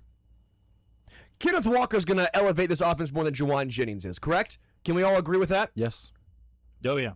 I mean, it's not always a one-for-one choice. It's not always a one-for-one, clearly, but I think that's the way I'm viewing this, is the Chiefs made their choice. Their choice was, on offense specifically, do we bring in a wide receiver 2/3, like the Juwan Jennings, or do we bring in a RB1 like a Kenneth Walker? Well, they brought in the Kenneth Walker. Do we draft in the first round a cornerback, edge rusher, defensive tackle, or do we try and maybe get Omar Cooper Jr.? Well, we should probably find out who's the better influencer here for this team. We're saving so much money because we moved on from Trent and Jalen, but we do need to still have a corner who can do something here. It's all about how the puzzle pieces fit. We saw what happened in 2018. Yeah, we had a wide receiver 1. And 2. And 2. They had all this stuff. They had 1, 2, 3. But the defense was so bad, it didn't matter. It's all about balance. It's why the Bengals have been mired in mediocrity for so long. Yeah, the Joe Burrow injuries. But you can have Joe T and Jamar. But if you don't have a running game, an offensive line, or defense, you're not going to win the big ones. The Chiefs have understood that mantra. So for me, I think the wide receiver 1 conversation has been so overblown because to me, you can build teams different ways, and you have to trust the $500 million quarterback to lift up the wide receivers. And realistically, if you're putting together pieces in this puzzle, who cares if Rashee Rice and Xavier Worthy both combine for what a traditional number 1 option would provide? It doesn't matter how you get to that outcome. You just have to get to that outcome. And that's why Kenneth Walker will be such a fascinating signing to see if he can maybe provide 1,100 or 1,200 yards on the ground. And that's going to open up things for the entire wide receiver room as a whole. We're going to take a quick break. More Zone coming up next.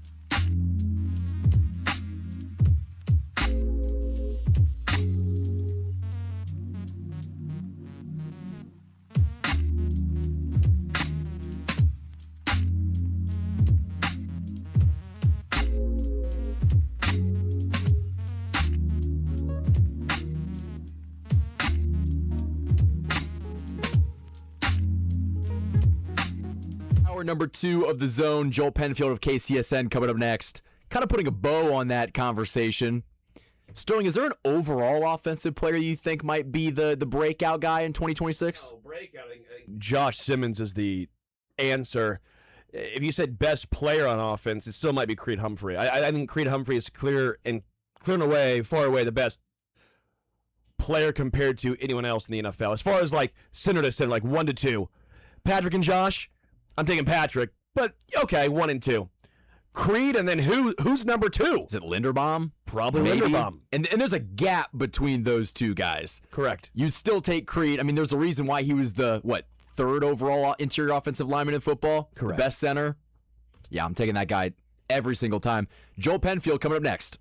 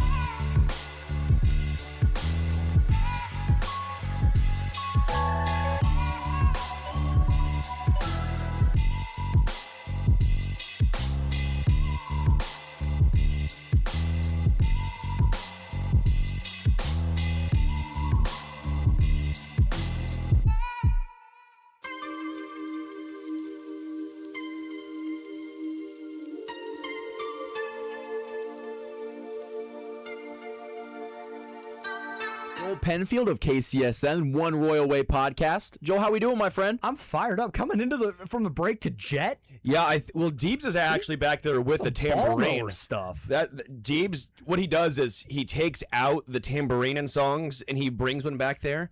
It's really impressive work that he does. Yeah, it's a little improv to the whole thing. His mixing ability is just top I'm trying tier. to remember. This was might have been like Madden 04 playlist, I think. Yeah, about tracks, yeah. I think they're Australian, and I think they're coming back soon to Kansas City. Interesting. Yeah, if you think I'm not going to go see Jet, you're out of your gourd, okay?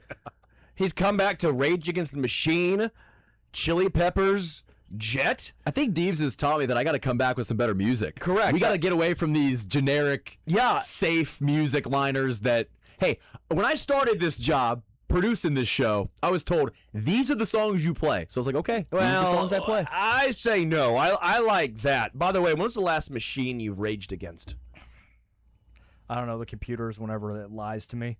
Yeah. You know, like with, the data does not line up with what I'm seeing on the field, something along that lines. Yeah. Speaking of what you saw on the field, there was a lot going on the field yesterday. Prison beating. What was that experience like being out there at Kaufman for that 19-2 stunner? Way more fun on Saturday than it was on Sunday. Just a game that completely got away from them in the eighth. In the eighth inning, it got away from Beckway, and then Lucas Erceg promptly gives up a 360-foot home run to Ty France because, of course, Ty France was going to hit a grand slam in that situation. And then the score is obviously way worse, but they brought in Tyler Tolbert to pitch the ninth, so it is what it is. But it was nearly as long as the 10-inning game on Friday. So brutal at the end, and it was hot, and the wind blowing into the press box it just felt like a hairdryer, and we all wanted to go home. And that was the best day to have a 3-hour baseball game, too. Of course, naturally, yeah. I feel at least I was in the press box and not out baking in the sun like the people that came to that game. Or playing in the game. Also that. When Tyler Tolbert decided to make his 5th appearance of the year. How many times is too many times to see Tyler Tolbert pitch? 2. Okay. I think we've gotten 3. And to be fair, I had a tweet ready to go that even in his 5th appearance, Tyler Tolbert still had a lower ERA than Mitch Spence, but that was quickly dashed by the hit parade that the Padres put on late in that game. Which, by the way, just another hilarious stat, that was the first time the Padres have scored more than 10 runs in a game this season. Of course it is. And now he's got an ERA over 24. Yeah, but you already won the series, so, whatever. You won the series. The Bobby's out of the lineup, Vinny's out of the lineup. It happens. So that outing doesn't sour the series whatsoever? Not really. Okay. I mean, just you take the wins where you can get them at this point. They're 40-60. So, you won the first 2 games of that series. You won in dramatic fashion when you coughed it up and gave it away. Found a way to win. Then you handled the game pretty well on Saturday. Sunday, it got away. Move on to today. Yeah, but all they need to go on is a 20-game win streak, and they're right there, guys. Yeah, they're exactly. right back in it. If they would have won that one, they only needed 18, right? So think of it that way, Joel. Clearly, They would have needed that was 19. a big loss. That might be the loss we look back on. Yeah, that's the circle the calendar game right That's there. the one we That's look back the one. on. I'm gonna laugh so hard if they go on the biggest heater we've ever seen a professional team really go on, and we look back, and that's gonna be correct. It'll be a reverse jinx. Hey, whatever it takes at this point. I'm doing what I can here. Yeah. Is there a game that you look at? Because I was actually going through and looking at some of these series finale scores, and they got out of hand very quickly. But I was going through the early part of the season. Is there a game that sticks out to you as the game that maybe signaled the beginning of the end? I think of that game in Detroit where they coughed it up. I think it was the second game of the series. Yeah, it was either the second or third where there was a rain delay. They lost 10-9. So yeah, it was that one where they had taken the lead late. They had taken the lead, rain delay. They had extended the lead. Detroit kind of chips away, and then they ended up blowing it in the 9th inning. That one, it's maybe dumb to say in a 162-game season, but the second game against the Braves. Okay. Oh, that's what I was gonna say. I pulled game 2. Yeah. Game 2. I refer to it as the slow motion car crash game. You lose the first one to Chris Sale. Okay, it was a bad game 1 of the season, but Chris Sale. It was Chris Sale. That's a tough matchup. And in that game, I remember thinking they hit the ball hard. They did some good stuff. Okay, hey, the Braves ended up actually being a really good team. So yeah. You look back at that, but no, they had that game won, and Estevez coming out there throwing 88, and you're like, oh no. And you could just see it from pitch 1 that this was just not going to go well. You have that one. One of the games, I think it was the game against the Orioles where they had it won, blew it late. Yeah, that lost 7-5 in the 12th. Yes, where I think that they were on a 5 or 6 game losing streak at that point. And so that, there's a lot of those games early in the year they just gave away and couldn't get out of their own way. And we still see instances of that, but the season is where it is at this point. And just looking back at yesterday's outing, I know it doesn't necessarily sour the way that the series ended because they did end up picking the win, but talking about Noah Cameron, that might be the most disappointing factor from yesterday's game because while you wouldn't have complained if they lost, him giving up 9 hits, 7 earned runs, now I feel like there's a conversation to be had of what exactly is Noah Cameron at this point and what does 2027 look like? So, yeah, he's given up 5 earned runs or more. I believe it's in 4 of his last 5 or 5 of his last 6, whatever. Regardless, it's been a really bad stretch. And like in his previous game against Baltimore, he got through 7, struck out 9, but he also gave up 6 earned runs and a couple home runs. So it was not a great start, but he was able to at least give them some length, got some swing and miss that he hasn't gotten a lot of. Yesterday, almost no swing and miss. He's getting knocked around. Got through the first inning all right, second inning and third inning really got away from him. And I think, at least the way I've assessed it at this point, that I think Noah Cameron is somewhere in between what he was last year and what he is right now. Probably a high 3s, low 4s, 4 or 5 starter. And that's fine, but with where the rotation is currently at, he's not going to be asked to be that. He's going to be asked to be the 3, more than likely going into 27, should they keep Waka and Lugo around, which, again, still up in the air with a couple of weeks until the trade deadline. If he is asked to be the 5 starter like he was last season, then I think we're in a much different position. But they need more from him right now than what they're getting. And with the type of pitcher he is, he's going to have outings like that. A pitch-to-contact guy that relies on a lot of early week contact. If those hits are finding grass, then he's screwed. And until he's maybe able to either add more velocity or rework his mix to find a little more swing and miss, this is just going to happen every once in a while. And you hope that he's going to be able to learn from this and figure it out. He's a cerebral pitcher. He's going to get it figured out. He had stretches like this last year that he was able to learn from, but it's a matter of getting out of this skid right now when they need length in innings and they need him to go out there and find a way to win some games. I don't know if we've ever seen it this bad, though.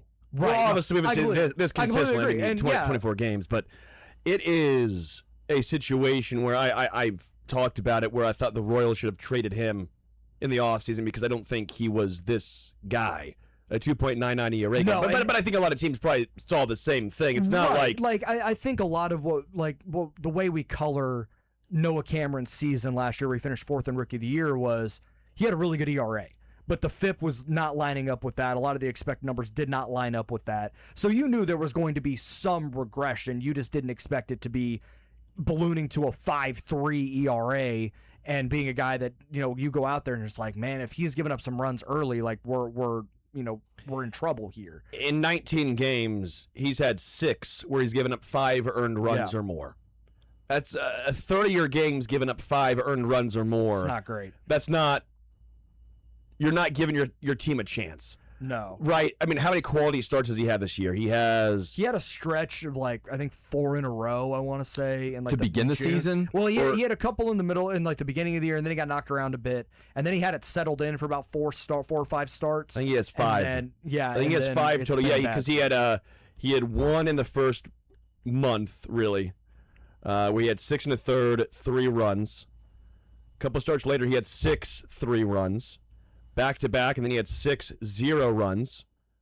Then he had 7 1 run, 6 no runs, and then he's been back to being no quality starts in his last, 3, 4, 5, 6, 7. Last 7 starts. His best start would be, 5 innings, 1 run.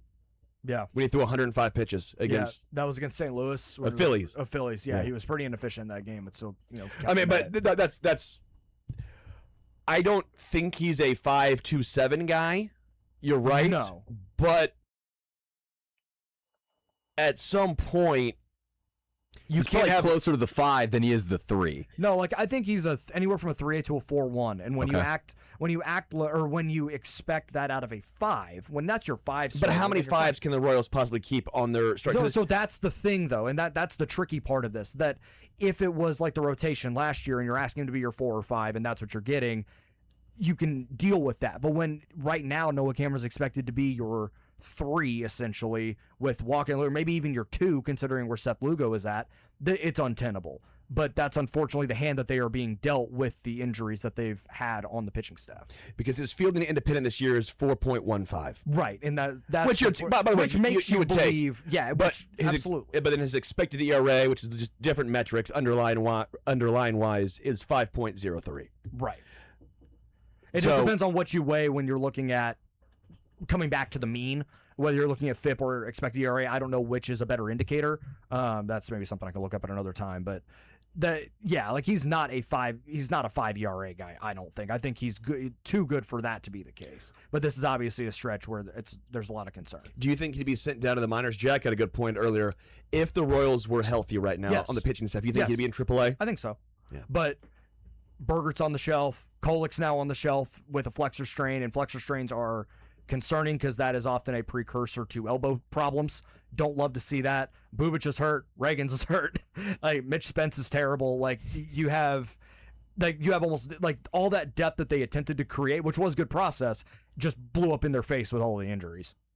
When I asked this to Jack in the last hour too, with the trade deadline approaching and the need for starting pitching, does that essentially mean that they might hang on to a Michael Wacha and a Seth Lugo because they don't have other options? Correct. And if the organization still believes that they can or they're going to try and compete in 27 with the young group of offensive players that they have that they still believe can help lead a playoff team, they need innings from somewhere. And if you trade both of those guys, who is your opening day starter in 2027 if they trade Wacha and Lugo? Is it Noah Cameron? Yeah, probably. And how does that look right now? Not good. Not great, Bob. No. And so you go into next year at that point, is say you just the scenario that they trade both, which I don't think is a likely scenario at all. Your rotation is Noah Cameron, Stephen Kolek, hopefully, Luinder Avila. What else? Waiting on Ryan Bergert, waiting on Cole Reagans. Cole Reagans isn't going to pitch until after the All-Star break of 27. Bubic is going to be gone because he's going to be a free agent. Ryan Bergert probably won't pitch until May, or at least be back on a big league mound until May, maybe June, depending on how his rehab goes, because I think he got clipped at the end of April or beginning of May. So 12 to 15 months, do the math there. Then you're having to really dip into free agency again and sink more assets into that, and free agent pitchers are not cheap if you want to have good ones. It is a really tricky situation if they end up going the route of trading them. Well, and that's why it's almost a foolish conversation to talk about competing in 2027. Why are we doing this? If we're talking about revamping the bullpen, revamping the starting rotation, needing, 3 or 4 bats in the lineup? I don't think 2 or 3 or 4. I think they should. I don't think they will. Maybe that's the the bats have been okay. The thing is, the offense has not been the problem for the most part this season. It was early on. It was early on. And now they've settled into about league average-ish, probably a little below. You can say injuries all you want, but it wasn't like Vinny was ripping the ball when he was healthy. I think that's the problem is that I think, and I talk about the injuries. The injuries are not an excuse, but it is part of the story. It's part of the conversation, but it is not the sole reason why this team is where they are, because they were bad when all of these guys were healthy too, and that was part of the issue. I think complacency is what will happen in the offseason. I think they'll sit back and say, no, we believe Garcia's an 800 OPS guy. We think Vinny is a 30 home run, 100 RBI guy. We think Nick Lofton and Michael Massey, if they don't trade those guys or move on, those guys can platoon at second base. Bobby Witt Jr., obviously, we're okay with that. Carter at catcher, we're more than okay with that. But I don't see them saying, yeah, Salvi, we're going to make you a backup catcher next year instead of what's going to happen again. He'll probably DH the majority of the games. Caglione, we're happy with him and right. I have a bad feeling they'll say, you know what, Kyle Isbell, you're going to be our starting center fielder yet again. After that great start he had. What's the problem with Kyle Isbell, though? His 651 OPS. And he's a great defender. He is so he's a really good center fielder. Correct. He ain't Kevin Kiermaier. Why do we have to have this conversation that he is Kevin Kiermaier? Well, and to play devil's advocate here, you can have a Kyle Isbell. You cannot have 3 Kyle Isbells. And that's fair. Yeah. You can have one guy hitting 9th with a 651 OPS if he's playing stellar deep. Well, no, my pet peeve. This is not a hate piece of Kyle Isbell. He is fine. He's a good 4th outfielder. He is not your everyday center fielder. He is a fine fourth outfielder. He is your late game defensive replacement. The issue is he's not fast. He ain't going to steal any bags. That's not going to happen. He's not going to be a guy that you feel comfortable when he's up at the plate. People got so rose-colored glasses because to start the year, when the offense was horrible, he was the only guy doing anything. And what happened? Now that he's injured and done for the year, more than likely, his OPS ended up just under his career average of 653. So who's playing center field in 2027? The point is, it can't be him. Then you're going to have a real hard time finding a good center fielder for the money that the Royals want to spend. So I think that's the issue. Good luck. That is the issue, This is my though. point. If you keep having guys like that, and Isaac Collins is now back to being a league average bat after a nice little stretch that he had been on, right? I think that's semi-fair. He's been I think a 120 something weighted runs created plus last month and a half. Yeah, So he's been solid. Yeah. It's just and this is not a Kyle Isbell. Like, again, I think he is good if he is your fourth outfielder or if he's the only guy in your life. If he played for the Yankees, sure, fine, works for me. That offense is terrible right now, though, for the Yankees. But I'm saying traditionally speaking, Sure. Kyle Isbell having a 651 OPS, it's complacency. It's trying to bet on Vinny and Garcia, what they did over the past couple seasons, and not focusing on the fact that, hey, that might be the outlier. Saying, you know what, we love Salvador Perez, we're going to keep him as our almost every single day DH. Yeah, that's the one that is going to be the biggest conversation. And don't we believe that's going to happen? Do you see it changing? No, in that regard, no. And that's where I find Now, myself. what should be done is they write him a $12.5 million check and go, God bless you, thank you for your service. But I don't think No, I'm actually okay if he's your backup catcher. Yeah, no, I don't even think he should be that. I think he should be. He catches opening day, he catches the final game of the season. In between that, he is a DH. He predominantly plays against left-handed pitching. He is in the 2022 St. Louis Cardinals Albert Pujols role, where he is playing against lefties, he is pinch hitting against lefties, he starts maybe three times a week, and is pinch hitting otherwise. That's what they should do. His OPS against lefties is 812 this year. Yeah. That'll play. You can have that. Yes, and again, if they clearly define a aging out of the roster role, which you see with franchise legends, it happened at the end for Miguel Cabrera, it happened at the end for Albert Pujols, so you can go down the line.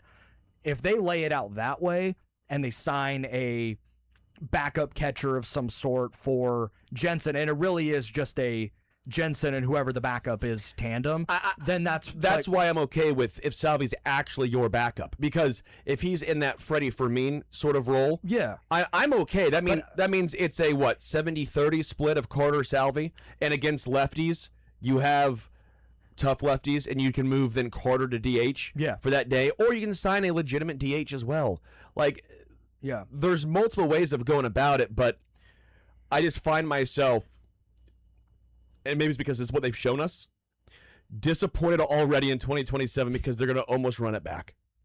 Yeah, I think when the Chiefs run it back, it's because they're winning Super Bowls and they get the benefit of the doubt. So I think my overarching point is that if they're going to retool anything, it's not the offense. It needs to be the bullpen and the starting staff, and that's easier to retool more often than not. And we'll see what they end up doing because I think it's not necessarily just going to be free agency this offseason, lockout dependent. But I think we're going to see it more at the trade deadline, see if they're able to get Cole Reagans type guys at the deadline for some of these trade pieces, if they're able to make them guys that are in AAA, blocked, or in a role that the Royals think they can maximize in a different spot. I think we see some of that as well, and that might be the way that they attack it. The offense for the Royals this year is 20th in runs. Yeah. 20th in runs. They are 23rd in home runs, so shockingly moving the fences in wasn't this It's helped massive other teams. It helped Ty France yesterday. It sure enough did. Ty France, who hits 372 with 11 home runs in, was it 43 games? Again, yeah. I mean, he's a 40 home run hitter against the Royals. I think he has the highest OPS in stadium history, minimum 20 games. But I know that if the Royals signed him to be that DH, he'd hit $180 and he's DFA'd on Memorial Day. Correct, because he's not going against Royals pitching. Right. And that's why I think there's a very fair conversation to be had that 2027 will almost be decided by what happens on the 3rd. Because if they don't if they don't make any moves for a pitch, it's going to be cheaper now to try to trade for maybe a AAA guy and then try to maybe develop him and have that guy maybe crack the roster and the rotation next year. I just don't know how aggressive they're going to be in free agency and the trade market with the lockout. Like, I think the lockout is a much bigger deal for what a smaller market team can do in free agency than maybe we're giving it credit for. I mean, if you want to be nihilistic about it, like none of this matters because they're probably not playing baseball in 2027. Well, I think anyways, they play. so I think they play. I just don't think it's going to be a full season. I don't even know if we're going to get that. That's at least my opinion on it, but whatever. So there is an element of the There is lockout should be considered strongly. Yeah. I mean, that's going to be part of it because it's going to be a mad dash because I think the lockout would take place, I think it's 1 December is when the owners are going to lock it out.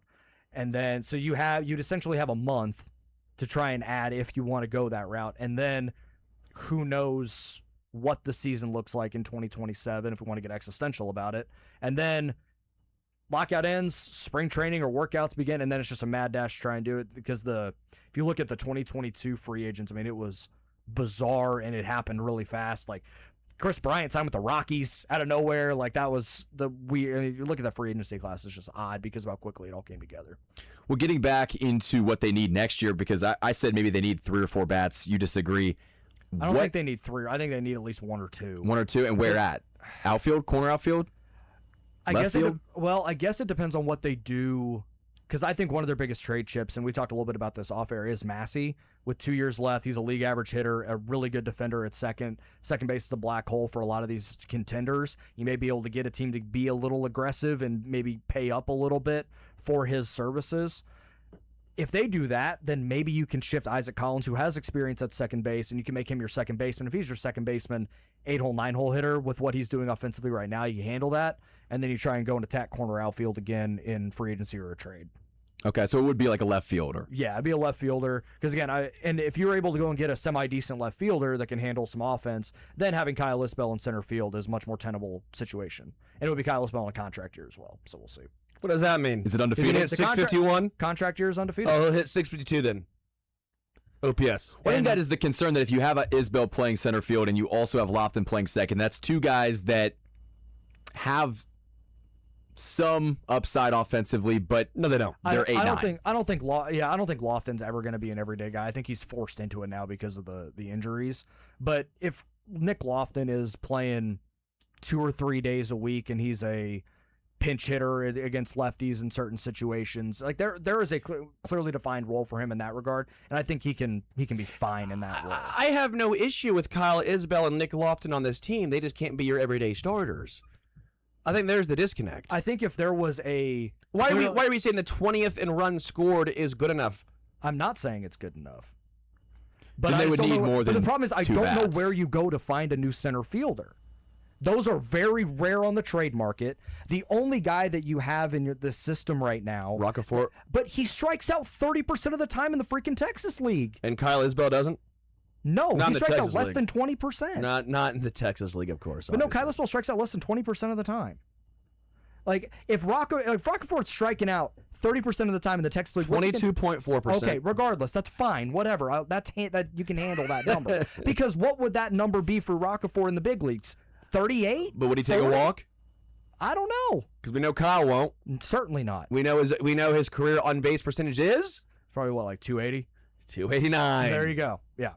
Again, I just don't. And again, this is not. I me- just think it, like Kyle Isbell's not the reason why this team is going to be good or bad. By the No. way, I'm not saying, but I am sure. saying A roster full of Kyle Isbells, though, is why you're not good. it's But because also, Rockefeller will just be Kyle Isbell with maybe a touch more power. And probably strikes out way more. that's great.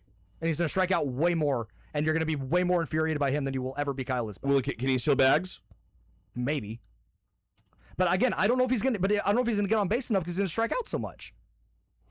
The only legitimate center field prospect that this organization has right now might be Angel Gomez, who is 17 in the Dominican Summer League. Yeah. I like Sean Gamble, but still a little ways to go, and he's a pretty raw prospect to begin with. Like, there is not a legitimate center field prospect in this organization that is stateside right now, and that is a problem. And so, sure, you may be able to trade for it, but do you then punt your farm system that you're trying to build up to do it, or do you spend a bunch of money in free agency that then can't go to your pitching staff or your bullpen, and you still lose games 7-5? Well, maybe that's the argument, that Kyle Isbell can be your center fielder next year if you upgrade second base and left field. Correct. If you can go out and do that, then it's more passable to have Isbell starting. But I think the issue, and I see Sterling's side and I see your side, Joel, it's just... Pick a side. We don't do this. I mean, realistically, I would like... James, pick a side, and we're going to have a fight. Pick a side. I'll pick a side during the break. Okay. Joel Penfield, One Royal Way on KCSN. Joel, appreciate the time as always, my friend. Absolutely, man. Thank you. All right, more Zone coming up next.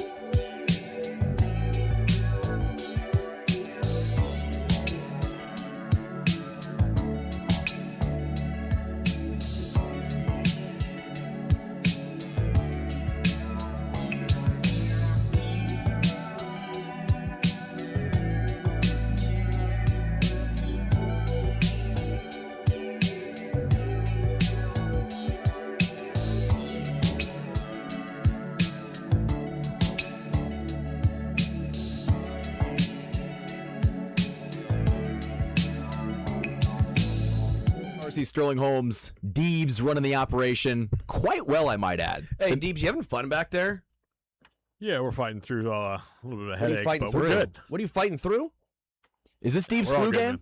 Is this the flu game for Deebs? Is this your flu game? No, not even close. We've had worse.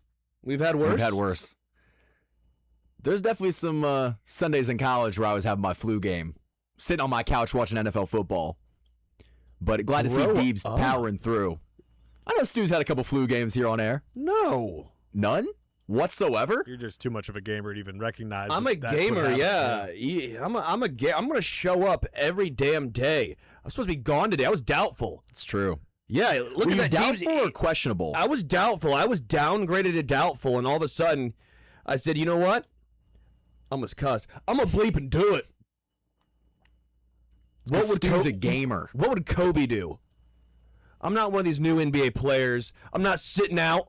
Okay, I'm not gonna sit out. I'm not sitting out for a minor injury. There's no load management. Okay, wear me and tear me, baby. Mark that. What? Travis Kelce said that. When did he say that? He said it. That is true. I remember him saying that. Thank Where you. me and Jeremy, I played till the wheels fall off. Yes. Something Okay, like I've that. heard Yeah, that. I'll something play along till the those wheels lines, fall off. yeah. I didn't hear the wear me and tear me. They're combined into the same thing. They're I combined. remember exactly what Sterling's referencing. Thank you. Well, wow. Sorry, I thought you knew ball. I'm not just Darcy. giving, me and Leabo, actually, no, me and Jason stuff to play on Friday because Jason will be back on Thursday where he will be not questionable, he'll be starting. Jason's back in this chair on Thursday. But until then, it's just Stu and I. I want to talk a little bit about the AFC West in this segment of the show because later on during the week on Wednesday, I will have a Broncos representative and a Raiders representative on the zone, kind of talking about their off seasons for their respective teams and just looking at how the AFC West played out last year. I think everybody has penciled in the Chargers as being that real threat to the Chiefs, the team that has all the talent but seemingly either get injured or can't put it together, whether it's due to the coaching staff, poor quarterback play. But last year we saw the Denver Broncos take that next step and challenge the Chiefs and swept them. And that is something that I've definitely thought about a lot going into this offseason, that this is a 3-team race. I still don't think the Raiders have enough yet after being the worst team in the NFL last year, although they did beat the Chiefs in the final week of the season. I think the Raiders are still a couple years away. But I see the Chargers as a legitimate threat. I see the Broncos as the biggest threat to the Chiefs taking back the West. But how do you think that the division could play out in 2026? Yeah, there's a lot of tough games for both sides. For example, the Chargers have to go to Buffalo, go to Seattle in back-to-back weeks. Obviously, they go to the Rams, they play the Texans, go to the Ravens. We know about the Chiefs' schedule being difficult. That Chargers schedule is not an easy one at all. When I look at the Denver schedule, they're supposed to be playing the 1s this year. The Chiefs are supposed to be playing the 3s. It wasn't great that the 3s ended up being good, but obviously same situation. They're playing at 49ers. They play the Rams, the Jaguars, at Pittsburgh. We'll see how they end up playing. I think Denver has the easiest schedule actually out of the 3. That's just how it broke down. Sometimes just unfortunate that way that you get the 1 and the 1 somehow ends up being easier than maybe the 2 or the 3. That's how it broke down this year. Not a huge difference, obviously, but still something to keep in mind. I think the Chargers are still a really good team. I've pushed back a lot in the past. I think this year we saw Herbert. We know how good he is. They do have a decent run game with Amarion Hampton and Kamani Vidal. We saw a little breakout there. Ladd McConkey took a step back last year, but we also saw Quentin Johnson take a step forward. There's still not a lot of wide receiver help necessarily in L.A., but we also saw them go after Rondé Gadsden, and they brought in Charlie Kohler as their blocking tight end. Also, I think a nice signing, David Njoku. We talked about we'd like to see 12 and 13 personnel in KC, but they don't have the horses.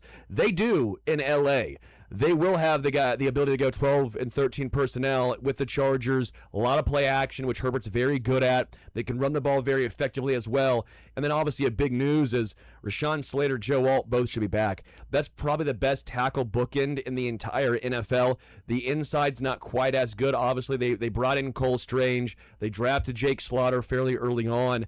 I think that this is a very well-constructed offense that I think a lot of average NFL fans won't know because they are built very uniquely. They are built more for power personnel. The Rams, but without Puka Nacua and Devontae Adams, right? They're going to have a fullback. They got 2 fullbacks on the roster, Alec Ingold and obviously Matlock. I think this Chargers team is good. I think that schedule's tough. I don't know if just off the top of my head, what would the record be? Probably anywhere from 11-6 ish to 10-7, just because the schedule's probably where I have them. But I think they are a dangerous team. That defense, we did see them, I think, take a step forward. Tier Tart, we saw him and what he did against the Chiefs, obviously early on last year. Tuli Tuipulotu, very, very solid player in his own right. And Khalil Mack is still doing his thing. They drafted a rookie in the first round, and Akeem Mesidor, who's older, so he should be able to make an impact early on, right? More early on. I don't know what to make of that defense overall. I think there's some question marks more on the defense than on offense, but I still think it's a very good team. The Broncos are weird. I just didn't think they were very good last year, and they proved me wrong time and time again. I do not believe in Bo Nix, but they're trying to make me a Bo Lever. See, I don't believe in Bo Nix, but I think it's pretty safe to say the Broncos have the best roster in the division. I don't know about that. Really? Because, again, if you weight quarterback, he is the 3rd best quarterback. I don't think that should be a controversial take. Their running back situation, probably the 3rd best running backs, 4th best. Yeah, 4th best. 4th best running back situation. They do have the best wide receiver situation in the AFC West. Not saying a ton. AFC West wide receiver situation's not great, but they do have Cortland Sutton, and obviously they brought in Jalen Waddle. Jalen Waddle is a really good, legitimate wide receiver, too. That'll help out Bo Nix. Their offensive line. Look at both their lines. I think that's where the money is made, because they're top 3 in offensive line spending as well. They're getting what they're paying for. Garrett Bowles has blossomed into a really good tackle. Mike McGlinchey is probably a little overpaid, but they at least spent money to bring in a more of a known quantity. Ben Powers, Luke Wattenberg, and then obviously Quinn Miners is in the same category as Trey Smith. They're in the same. A lot of the PFF bucket. stats would say that Miners was the better player. I would agree. They love Quinn Miners, and he deserves a lot of love. So their offensive line's good. They're very, very solid. Sean Payton, clearly a good mind. Dylan, I can't let Dylan know that I'm giving Sean Payton credit right now because I was pushed back. Dylan, you were right. Sean Payton still has his fastball. Defensively, we know how good the Broncos are. But I don't know if they can run it back-to-back years. That's always tough, the sustainability of a defense that played to the level they did. There's always some variance defensively, it feels like. They're probably still the best roster, maybe you're right, in the AFC West, but I still have so many question marks about their ability to run the football and at quarterback. It's going to fall again a lot on Sean Payton and a lot on that defense. Well, I think 2 things can be true at the same time. They have the best roster in the West, but they also have, a season where they're coming off of, 9 consecutive, single-digit wins.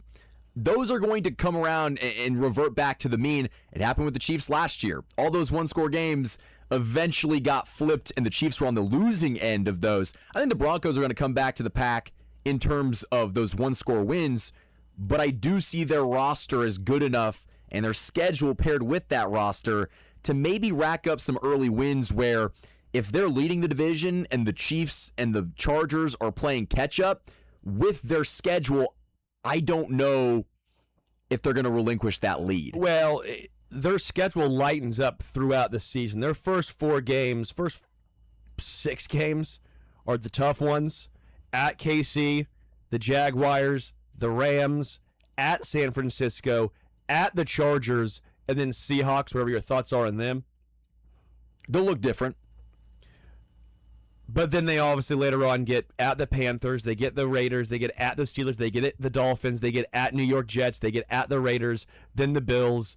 But, there's that stretch there of 1, 2, 3, 4, 5, 6 games. If they went 5-1, I think they'd be disappointed.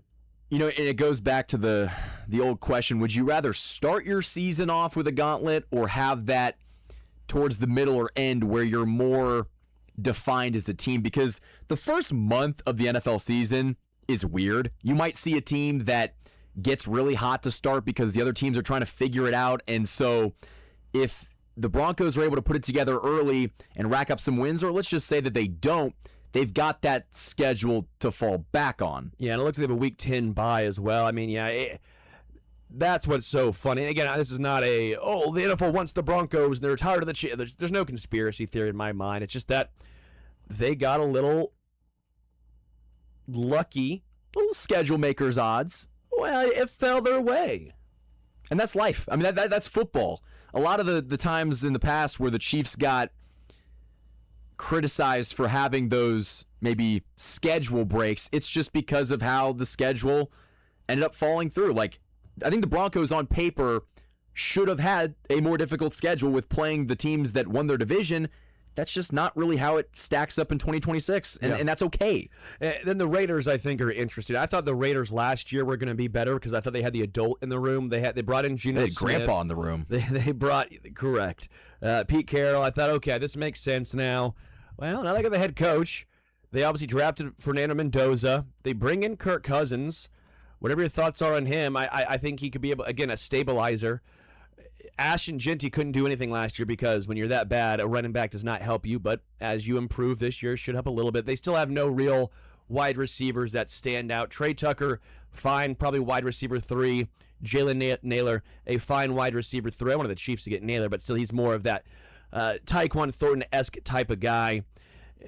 They brought in Tyler Lindenbaum, paid him a bleep ton of money. I mean, a lot of money. But still, this is a team that spent so much money in free agency. They think they trade Max Crosby. Physical goes through. He comes back. But luckily, they were able to still fit his number back under the cap because that was almost a very tricky situation. But they went out and brought in a lot of dudes on defense. Nakobe Dean, Quay Walker, Kwity Paye, Jeremy Chin, Taron Johnson as your nickelback. He was from Buffalo for a long, long time. I think this defense for the Raiders is pretty salty. I think offensively there's just a plethora of question marks, obviously. But I don't see this being a, 2-win team like they were last year. The Raiders aren't going to be good, but if you told me they won 6 or 7 games, I wouldn't be surprised. Well, the question will be, what is Clint Kubiak as a head coach? If he's able to take some of the offensive philosophy from Seattle and implement that with Fernando Mendoza or Kirk Cousins, also who wins that quarterback battle? I think you'll probably have Kirk Cousins early on.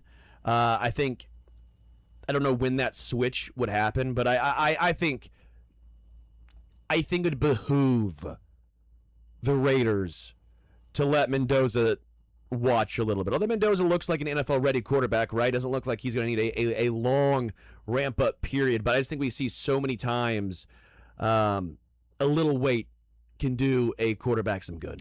And from a developmental standpoint, we're not talking about them competing for the West. So this isn't a season where you need to start Mendoza because you got to get a return on your investment. Now, if the Raiders are smart, and that is a major if because they have not historically been a very well-run franchise, they would be patient with Mendoza because I look at the Raiders' offensive skill pieces in, Genty and Bowers. They've got guys in place. The question will be, what do they get out of Mendoza, and what do they get out of Kirk Cousins if he's starting the season? But the Raiders are interesting because I don't think that they will be the worst team in the NFL, but I also can't see. I think they're closer to 4 wins than they are to 8.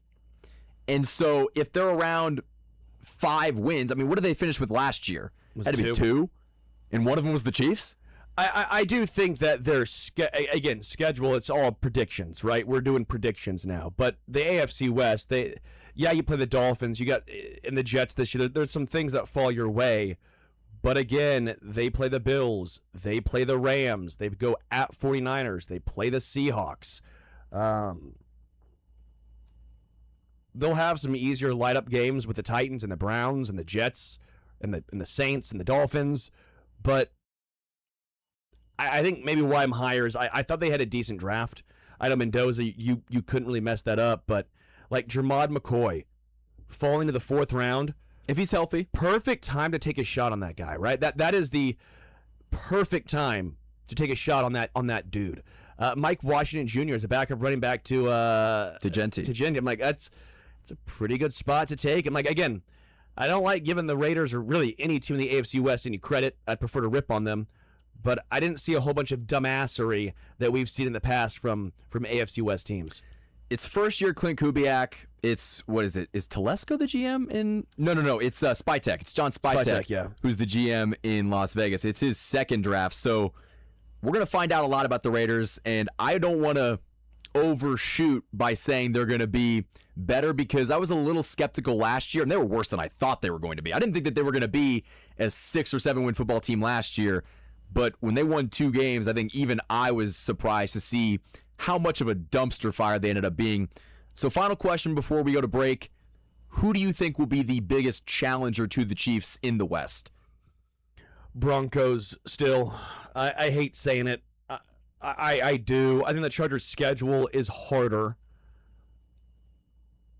I don't trust Bo Nix, but I trust almost every other piece. I think all 3 of those teams, if you told me all 3, Chiefs, Chargers, and Broncos made the playoffs in the AFC, I'd believe it. I'd believe it. I'd be very questionable about the Chargers just because I have those durability concerns just with how many seasons we've seen a lot of their top options get hurt. But I'm also going to pick the Broncos. I think that their roster, you could say 1 to 52, is really, really good. And then that Bo Nix is a question mark.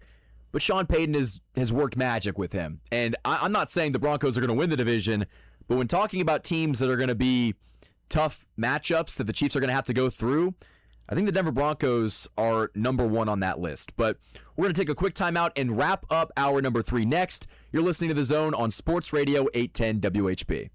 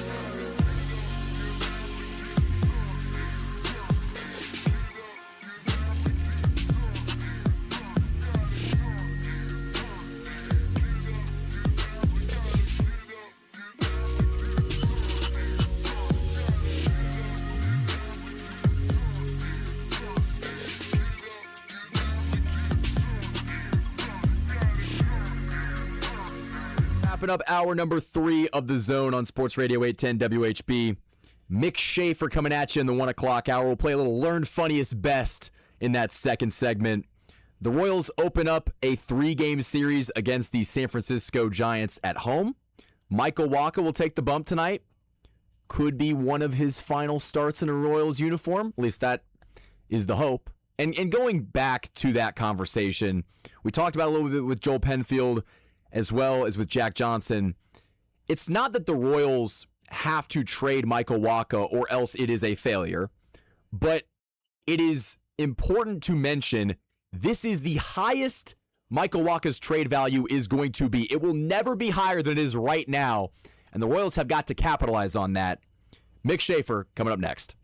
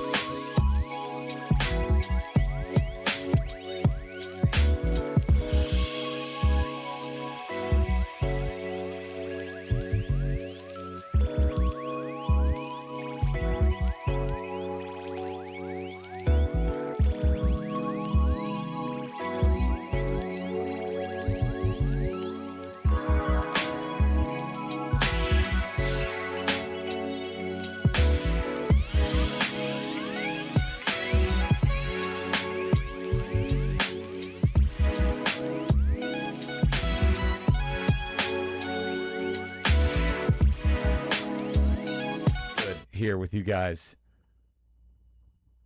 Jason's gone. I love it when Jason's gone, don't you guys? Isn't this fun, The dude? kids so can play. good. Hey, you want to cut water?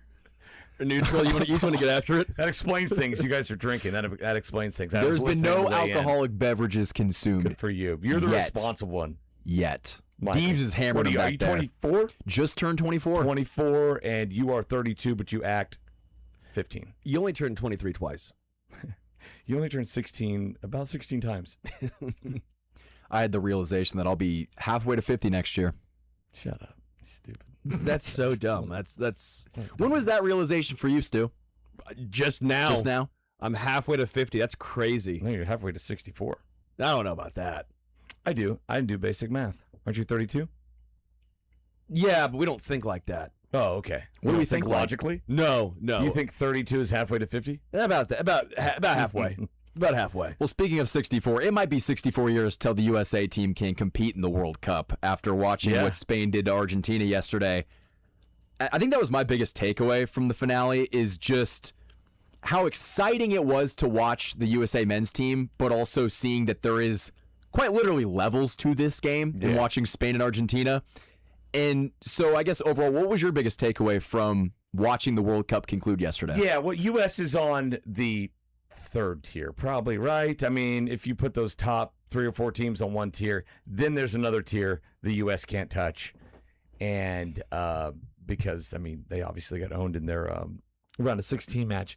And so maybe the U.S. sits, in the, start the third tier, like, I don't know, the 12th or 15th best country out there in soccer. It was great. I thought it was a great weekend. You had an offensive match on Saturday, which we all love, right? Because We're Americans. We love offense, and it was totally like a all-star game out there. They were like, all right, you don't check me, I won't check you. Okay, let's just see what happens. Let's open this thing up.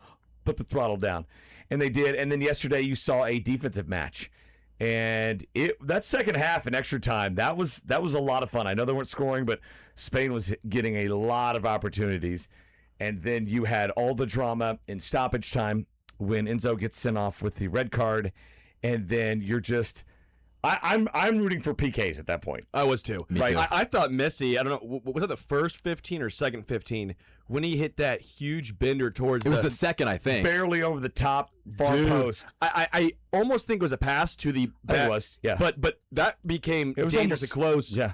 I don't know how he got that looked like my golf swing, a snap hook. Well, it looked like a wedge in that it went up and it almost came straight down, right? A lot of the guys in that same trajectory, you're sitting that into the third row. Yeah. His just kind of top spinned right down and almost went in.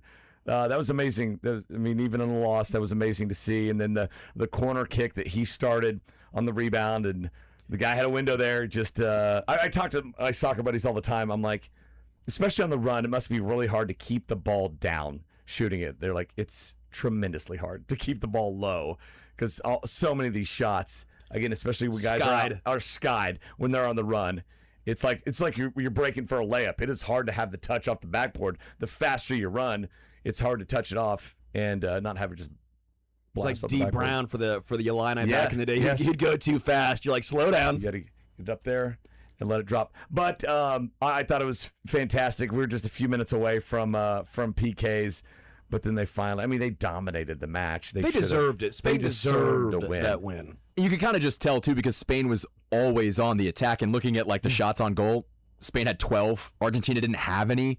So you could almost tell as they geared towards extra time that Spain One of had them's gonna gas break through. and Argentina had nothing. I mean, Yeah. they were like, Well, and it was 11 on Out of 10 at breath. that point, too. That was the biggest thing, right? You're just can they back up the bus? Can they hold on long enough? But I've learned, especially the international stage when all these teams are so close, man. These games can be determined by just the chaos that happens in front of the goal. It might only take halfway through that second half. I'm like, it's going to be 20 shots to 1, and that one shot's going to go in for Argentina, and it's gonna go in. That's how I thought the game was going to go.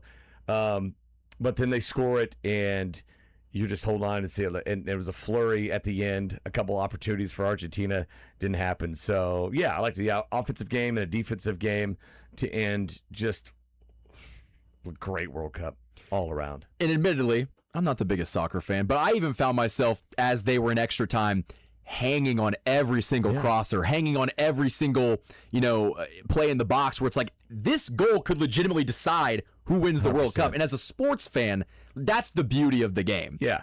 Look, I mean, a lot of our arguments, a lot of non-soccer huge fan arguments is like, okay, the game is boring towards the beginning and the middle, and not much is happening. But because it's such a low-scoring sport, at the end, most of the time it's going to be about a one-goal game, or it could be a tie game. And so all those little opportunities that happen in the box, corner kicks, guys out on the run, they could be the difference. And so it does really build up a ton of suspense and drama at the end of these matches. I was wanting to point out earlier on in the first hour we were talking this, you mentioned that the USA might be in that third tier, right? Yeah. I'm with you. They won't be close to the first tier. I think they can get close to that second How tier. many? It's all like how many teams you're putting in that second tier. Yeah, you that's know? true, yeah. It's like, is your first tier just like 6 teams? 3 or 4 or whatever? Yeah, and the next tier is 6. If so, they ain't in that second tier. If the first tier is 8 and the next tier is 8, okay, maybe they're in that second tier. Yeah, I know they got waxed, BTA, belt to ass by Belgium. Belgium. I was nowhere near the class of No, these but- Got other. rolled by Spain, Yes. right? I Yes. think Belgium is in the second tier. Yeah. And I know that one particular game was so bad, so it's tough to be like, they're in the same class as these. Well, they kicked our butt in a friendly too, like 5-2. Well, maybe leading it's a up to bad this. matchup. Right, but- styles make fights. Right, and so you could still be in the same tier and get your ass kicked. Sure. Right, and so I think the United States can be in that second tier, the back end of that second tier, but I wonder how much good this World Cup being in the United States will do for their prospects moving forward in the next 12 to 16 years. I think it can do nothing but help, but I don't think it's going to be this grandiose change, this level up, this go from tier 3 to tier 2 or tier 2 to tier 1, because every kid in America plays soccer. It's not like it's like Well, until they're 10. the sport that nobody discovers. Well, no, but they play it into their 10. No one. It's not a numbers game. It's just not. We have 350 million people. I in this country. agree. We're the third biggest country in the world. But It's I think not a numbers game. so many people end up moving on. I've wondered with. It's sad. It is a baseball, though. I mean, the older you get in basketball and football and everything, each year fewer and fewer kids No, I agree, play. but to me, it feels like soccer. People don't pick phase out soccer. of that. They don't pick soccer. I think people pick basketball, pick baseball, pick football. I think fewer and fewer pick soccer, and maybe we'll see a trend of that change. I do also wonder. It's not a great thing to think about, but with the amount of CTE and head injuries in football, I wonder if there's going to be so many parents going, you know what? I don't know if I want my kid playing football. Well, let's put him in It'd be a soccer. bad decision. More concussions come from soccer than football. It'd be a bad decision. That's why they've taken headers out of the game in high school. Wait, you can't do headers in high school? I did not know think that. so, no. That's a learned.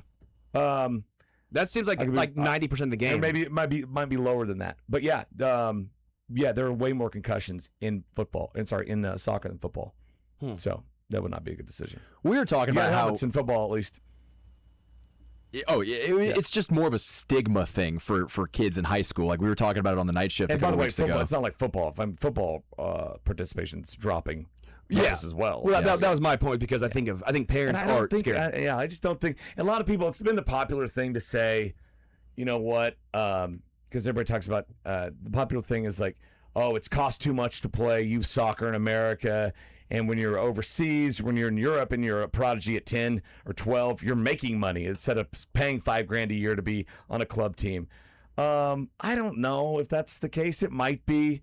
You got to pay a lot of money to be in any sport in America, and we're great at all the others. I heard a couple former players make this argument, and this is the one I'm holding on to, in that a couple of them said that, and they played college, a little bit of pro soccer. They said the difference for them is between 18 and 22. In America, most of the guys are trying for a college scholarship to go play at Stanford, where you're going to play like a 4-month season, right? And you got studies and girls and everything else going on. Whereas in Latin America, in South America, in Europe, 18 to 22 are your biggest developmental age. That's where you're with a club and you are growing as a player and all that stuff. So I think I maybe buy into that theory more than the others. So would this be the equivalent to the NBA wanting to get their hands on kids 18 to 22 because that is their prime developmental years? So Sure. essentially Europe soccer is to what the NBA is here. Yeah, I think it's all sports that want that, minus football, just because it's a grown man's game and you're going to get a lot bigger. But you need to get a lot bigger playing the NFL from 18 to 22. There's rarely are there high school seniors or freshmen in college who can withstand the NFL game. But everything else, NBA. Let's get our hands on them as early as possible. This is why the G League now exists. It's why Major League Baseball, every team has countless minor league teams. Get them in the system, get them playing, get them going. That's your job. You're going to play. Again, you're not. You might be on ESPN every week, but you're not playing that many games in college. You're playing a lot more in the pros. And so I think I may be buying to that a little bit more. And maybe that was a good point about how our club development just isn't what it is overseas. Like, there is more, I guess, top-tier coaching at baseball clubs or, basketball, football, because we have that infrastructure in place where there just isn't at the soccer level, the youth soccer level, like it is overseas. Yeah, I mean, forever college sports have been our minor league sports for a lot of these athletics, right? And now we're seeing that maybe that's not the best. I mean, if we want the best players at the highest level, Olympic and World Cup level, maybe we do. It's more. I mean, of a the club, more of an 19-year-old academy. dudes are playing in the World Cup. You got to be like Yamal. Belarus, right? If you're a great gymnast at 7, we're going to rip you from your family, okay? Yeah. Okay, you're going to be with us. Until you're 17 and you're over the hill. I've always been told that you want to be like Belarus. Belarus. I've always been told that. By who? Everyone says it's a this. cliche at this point. Yeah, I think it's just like, where did that come from? Yeah. I mean, I am also halfway to 50.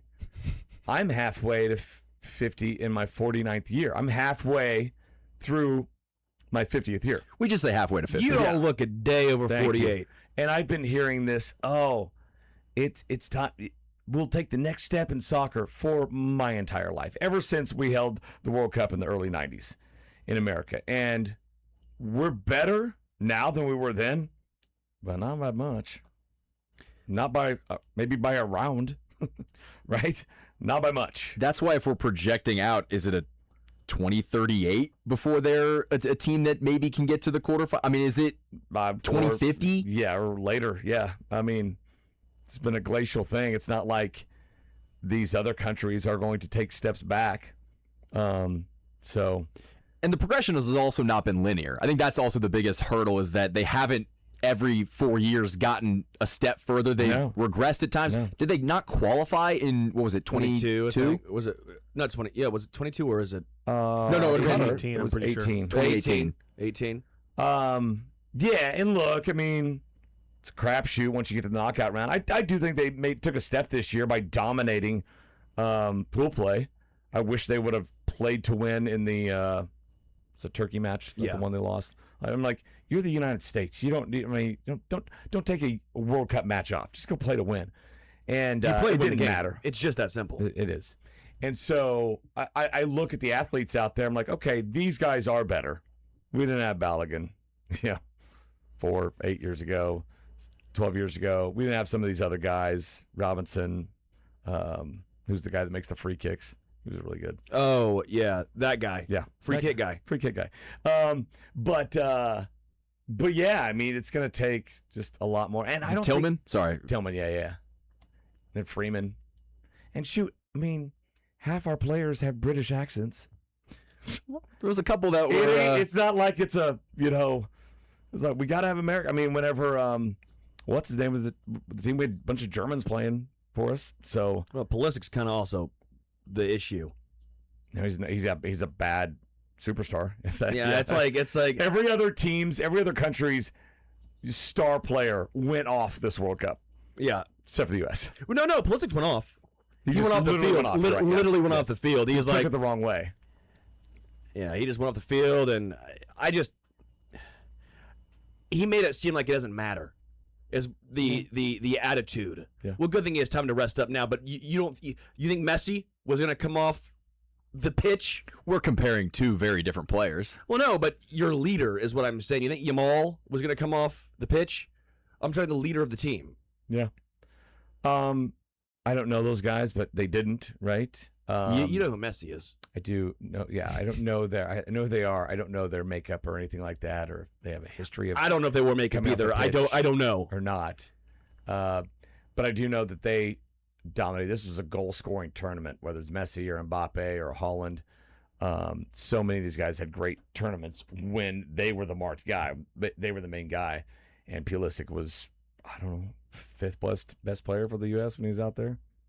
So bigger picture, just looking at the viewership in the United States, looking ahead to 2030, do you think that there will be more United States interest, or was there just that buzz because it was in America and the USA men's team was good?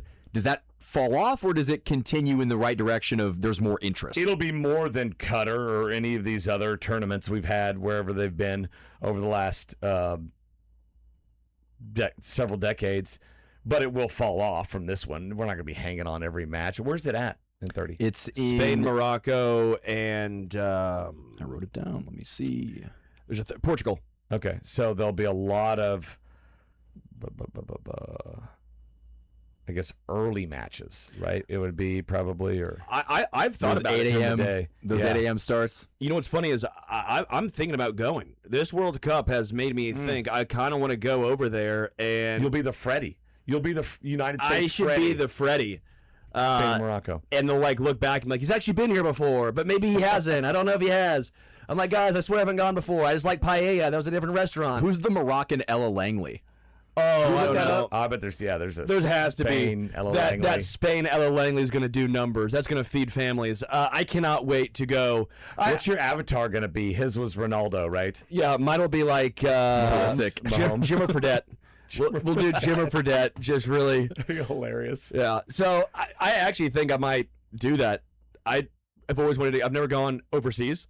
I'll go overseas and go watch United States. You'd go to a Ryder Cup before. I might do both. It might be an easier ticket though for the World Cup. I think the World Cup, but I'd never thought of it until And I'm with it was you. hosted here. I would actually consider going to Morocco, Portugal, or Spain, because those are kind of bucket list opportunities in general. It'd be kind of cool to catch a World Cup game in those, Amazing, countries. right? It's an event. It's a great event. It's a great party. We were talking about that last night on Sunday Sound Off. It's like everybody here who A, didn't know soccer, or B, hated soccer, still love the World Cup, I feel like, because it was an awesome event, and you love people coming to your country, your state, your town, and enjoying it and soaking it up. And we have the social media now. We can see so many images, so many videos of all these gatherings, and so you take pride in that, and so you appreciate the event at the very least. My dad is like, he's like, yep. He clowns on soccer all the time. He's like, England's my favorite team. This is several weeks ago. I'm like, why is that? He's like, well, I turned it on, and they scored like 2 goals in 10 minutes. I'm like, those are the only goals I've ever seen in my life. So I'm going to cheer for that team. And then Saturday, I was like, well, you loved England then on Saturday, didn't you? That was a high-scoring game. Yeah, I can't get behind England though because we broke away from them. We did. They were base camped in Kansas City, though. That was I kind of still root for them. the sad thing So you about cheer for like teams like Germany and Italy then? Can't give up. We broke away. That's a good call. Big German fan though. Yeah, Sign me up for Russia. Do they even have a team? they didn't qualify. World Cup. Yeah, no, I think it's a good call. I like making the 1776 joke because it's funny. Yeah. obviously. But Obviously. yeah, you're correct. Yeah, it was Was it over? unfortunate. when the Germans bombed Pearl Harbor. I was just mad when Japan didn't get in. That's my team. Can't get behind England though. Well, mine's because they don't season their food. Yeah. You love the North Korean side, don't you? Vietnam. Well, they have good seasonings. Running How do you know if they got good running down seasonings? all our war opponents? Yeah. Well, I mean, have you ever had Vietnamese coffee or banh mi? I mean, I think that right worth it, there. okay. No, I just like making fun of the British, even though they know it's lighthearted and we care about them. Yeah. Fish and chips are good. There was a big aspect before the World Cup came to Kansas City. It's kind of hard to talk about the economic ramifications right now, but do you think that it lived up to the hype in Kansas City just with the tourism? And if so, what ripple effect could that maybe have in like 20 It's years? a great question. I feel like I haven't seen any tourism numbers, any economic impact numbers, but I feel like it exceeded the hype for me. I was worried. Remember a couple weeks beforehand, everybody's doing the stories like the hotels aren't booked and all that stuff. Flights canceled. All that stuff. Well, it appeared like everybody came. I mean, just to see the 36,000 Dutch in orange walk down from P&L to Union Station or wherever they went, and then 4 or 5 weeks I'd work on the plaza. Every time going out to eat, I'm seeing the light blue and white striped Argentina jerseys. They're all over the place. Dude, it was incredible. I mean, anytime you'd go downtown, it was a party. No matter when, no matter where, no matter how, it was every restaurant was booked. I mean, it was such an incredible factor. I mean, yeah, sorry if that story about someone in Platte City, they didn't get enough people to your random, like, dive bar. Those are the ones I'm like, well, yeah, they want to be downtown. They want to be around everyone else. I thought it exceeded my expectations. I thought it was a huge party. I thought everyone was so kind. I think everyone in Kansas City was so welcoming. I really didn't hear a single bad story really come out of I mean, this. I live in Western Shawnee, and one of the barbecue joints, they're like, yeah, we've seen people come in from several different countries. It's been awesome. I know a couple fire and PD guys and one a hospitalist too. I've kind of talked to all of them about going in there like we're bracing for, you know, if there's more crime, if there's chaos, if there's cars burning, whatever.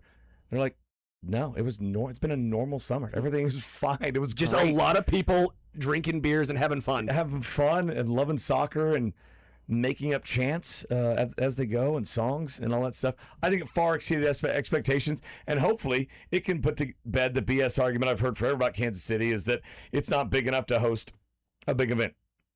Final Four / Super Bowl, 4 whatever. teams, 4 countries. 4. And they had 6 matches here. Don't tell me you don't have the hotel space for a Super Bowl. Shut up. They just hosted the biggest event in the world. In the world, of course. In the world. And that was another thing that I found to be so enjoyable about the World Cup being in Kansas City is I fell in love with Algeria, just being in Lawrence and seeing like awesome. Team Algeria and the surprising amount of Algerian fans that made the trip, stayed in Lawrence with their team, and just, you know, you'd see them out at the bars at night and just having fun and just enjoying that part. I would now go to Algeria. I never thought that Algeria would be kind of a place that I would want to go see. It is now. Go to Algiers. What's the capital of Algeria? Algiers. So Algiers and Lawrence can be sister cities now. Yeah, I like this. That'd be I wouldn't be surprised to put a sign up there. They essentially I mean, it was are. a love affair between Algeria and Lawrence. That was cool. And because step back, it makes sense.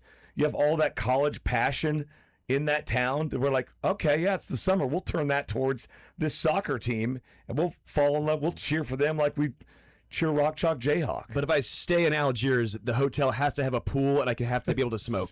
I have to be able to smoke and have a pool. I have the feeling most. that's gotta be a rite of can do passage. that in. That's got to be the standard over there. All right, we're going to take a quick break. On the other side, we're going to play a little Learn Funniest Best. More Zone coming up next.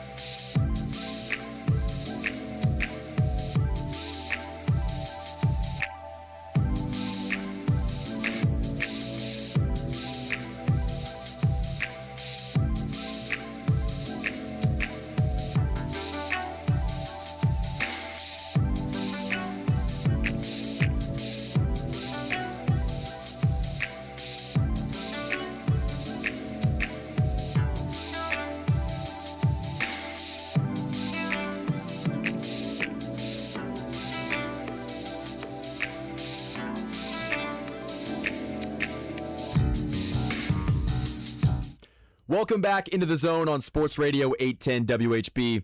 Michael Darcy, Sterling Holmes, Deebs, and Mick Schaefer, presented by Advent Health Sports Park at Blue Hawk. It's time to play a little bit of Learn Funniest Best from the weekend. Do we think Jason's there right now With his kid for a With his birthday kid party? For a birthday party? I know they said Louisville, but do you think that they just went there instead? Like they've been at Blue Hawk this entire time? I think I'm going to be there this weekend. I got a couple nieces playing some basketball in town. So Nice. hit the zip line. Zip line that, baby. You've not done it yet, have you? I don't think I've ever done a zip line. I did. I jumped off probably the highest cliff I've ever jumped off this weekend. Oh, Wow. How high was it? I learned I that. don't know. Ozarks? But it was Grand Lake. There's one at Table Rock that I've always done near Big Cedar that's high enough. And I got up on this one. I was like, well, this is higher. Like 25, 40? Probably 50. 50 to 60 we were estimating. Yeah, that's pretty big. That doesn't feel good when you land. You gotta make sure. Did you pencil in? Tried to. Didn't Tried happen. to? My Ooh. tailbone still hurts. You landed on your ass? Yeah. It Oh, was did bad. you try to? Usually, like on the high ones, you jump, and about halfway down, you're like, I should be in the water by now, but I'm not. I had 2 of those instances jumping off this one. I was like, twice, I'm like, why am I not in the water? And I don't know what to do with my hands and everything. So I was like, I just get down. Because you don't want to look down, right? Because your neck. So you're cut, or do you look down? No, I just. I do the. You just wait to hit. It's the flail a little bit too, because then you also, if you do the pencil, you're going deep. You're going way down because Yeah, the you'll need momentum to. coupled with the Yeah. velocity times surface area is detrimental. There's supposedly video. I haven't seen it, but I'm sure every appendage has a mind of its own. It's just going all over the place when I jump. And it was a really steep, kind of rocky cliff to get down there. So Once you got up, there was no way down. You're jumping. there was, but it was like I got up there and jumped as quickly as possible. Don't take time to think about this. It's just, let's just go. Was it fun? Are you glad you did it? Glad it's over. Glad I did it. Yeah. Glad I've done it every year at Table Rock, and then I didn't do it this year. We're in a different part. And so I was like, well, I've got to get my one cliff jump out of the way. It's fun, dude. I've never done that high. That seems 50's crazy. It was at least 50. It was, yeah. What was the over Everybody under? else was doing it, so I'm like, it must be safe. What was the over under on time in the air? 9.5 seconds. You over that? I'd probably give you my weight, and you could do like I could the calculate it. acceleration. That's yeah, a lot exactly. of math. Okay, let's do it.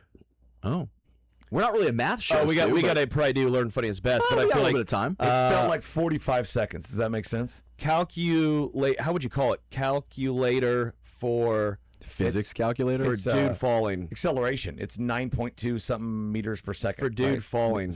Not in love, but just falling. Would we have to? Free fall calculator. Here we go. This is about right. Put me in at 195. Okay. 2 pills, but 195. Shoot. I don't know the gravitational acceleration, do we? That's a quick Google search. There's got to be. We a way don't know to your Google that. velocity. How tall are you? Oh, how high was it? We'll say 60 feet. 60 feet. 0. That doesn't seem right. That seems like your time of fall was just under 2 seconds. Did you move the decimal? Was it 20 seconds? That 20 seconds is too long. It might have been. Yeah. 1.9. Yeah. But it also said you're going about 62 feet a second. That doesn't seem right. If it's only 60 feet, it wouldn't be. That 60 doesn't seem feet. right. Yeah, I feel like this calculator's lying. We'll figure it out. We'll troubleshoot that during the next break. Yeah. It's time for a little Learn Funniest Best. I'm never the one hosting this. Do I start?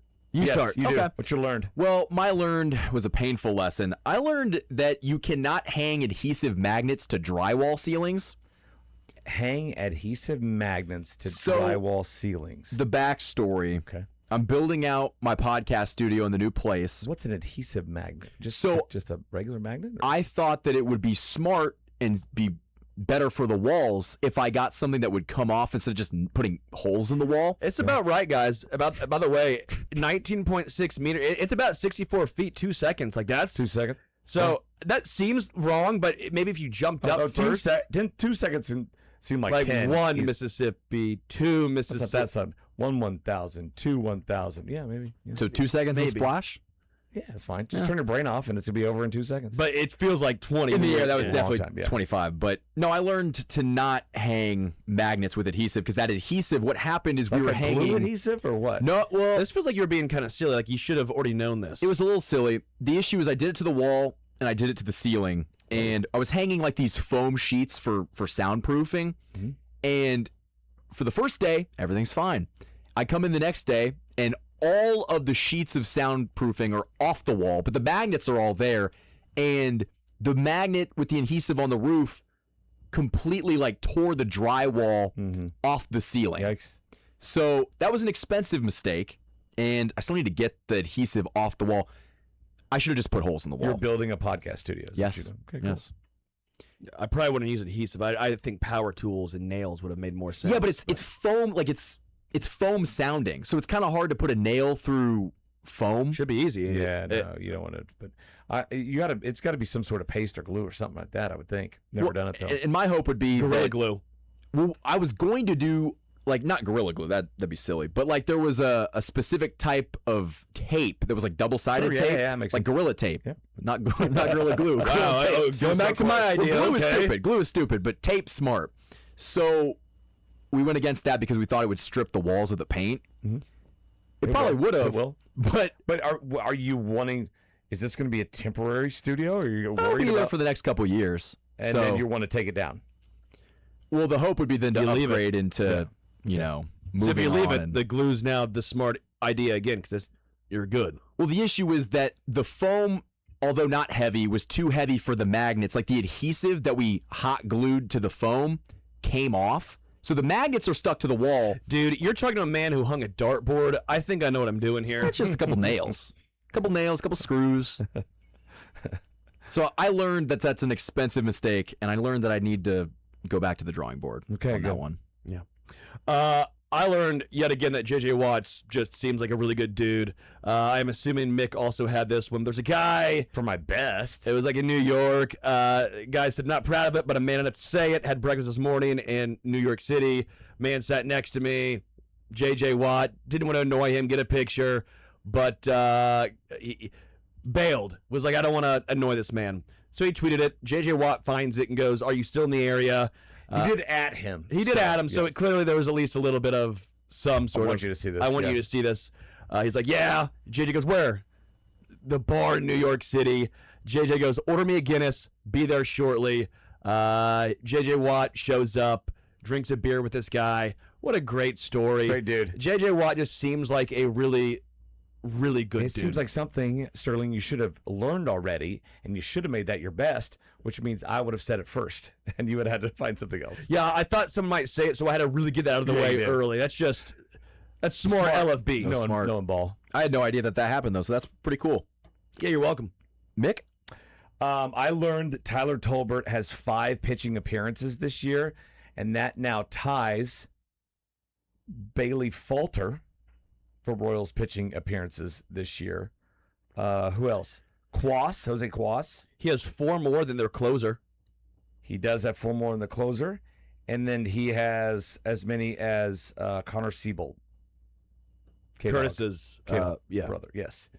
And also learned that, I mean, he's not really good at coming in. I mean, there's those guys that come in, throw strikes, and get outs.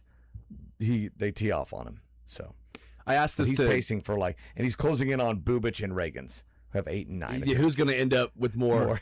Over That under should've been with a DOU. I asked this to Joel and Jack. How many appearances is too many for Tolbert? 2. 2. Okay, 2's been the consensus. Yeah. Yeah. We've get definitely it. hit that already. It should be once a season.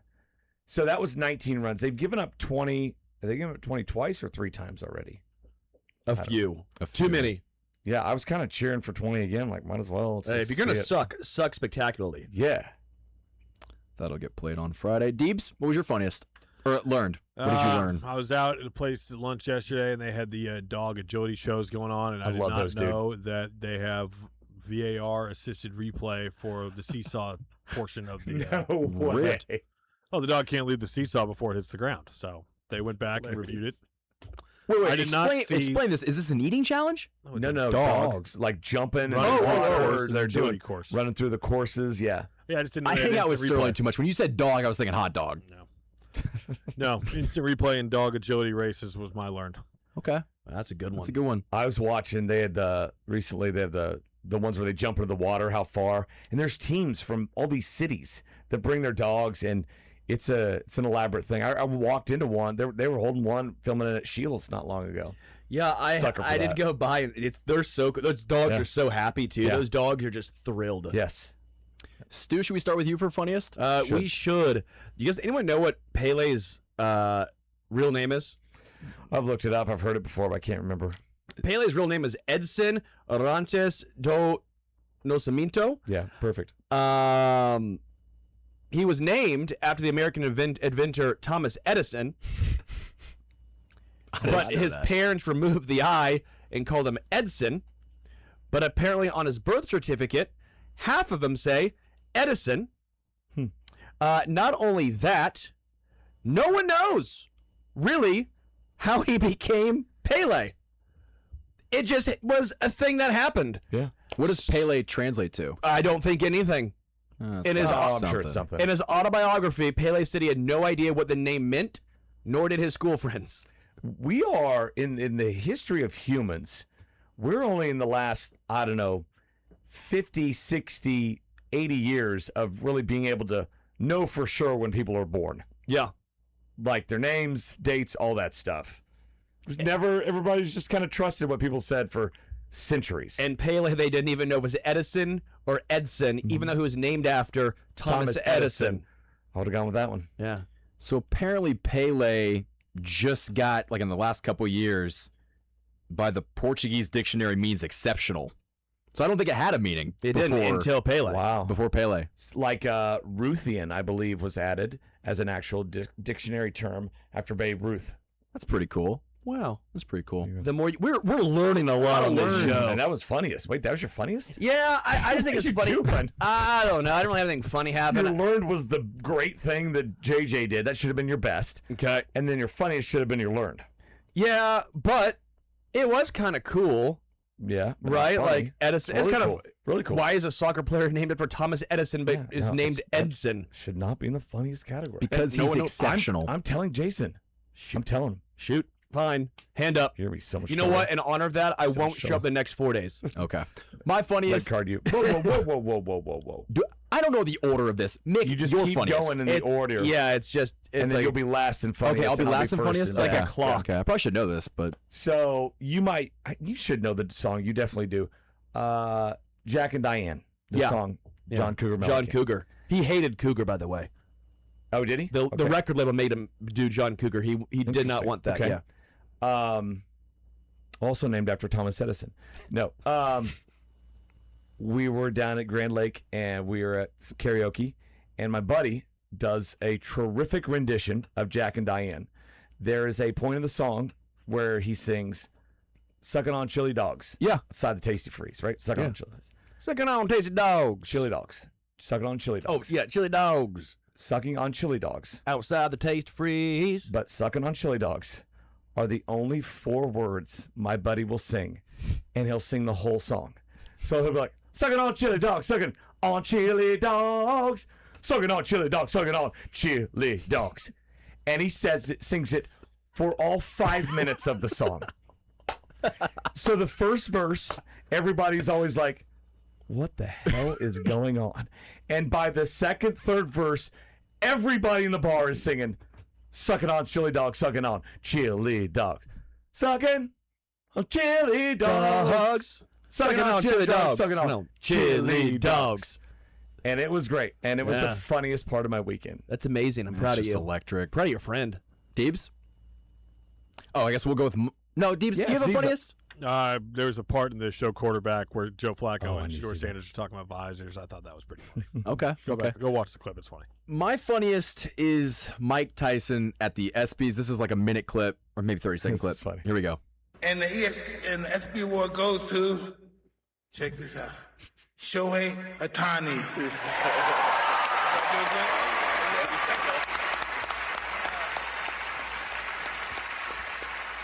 Shohei could not be here tonight. He sends his gratitude and appreciation to ESPN and everyone who voted for him. Shohei's a guy. Shohei's a guy. I didn't see that. What? Yeah, you didn't see that? No, the funny thing is, he did not know that Shohei was a dude. Didn't know who Shohei Ohtani was. Wow. That's hilarious. So that was my funniest. Very nice. good. Strong. Go with best? My best was going to be J.J. Watt, but I will go with, I thought the Ted Lasso portion of the halftime show yesterday was great.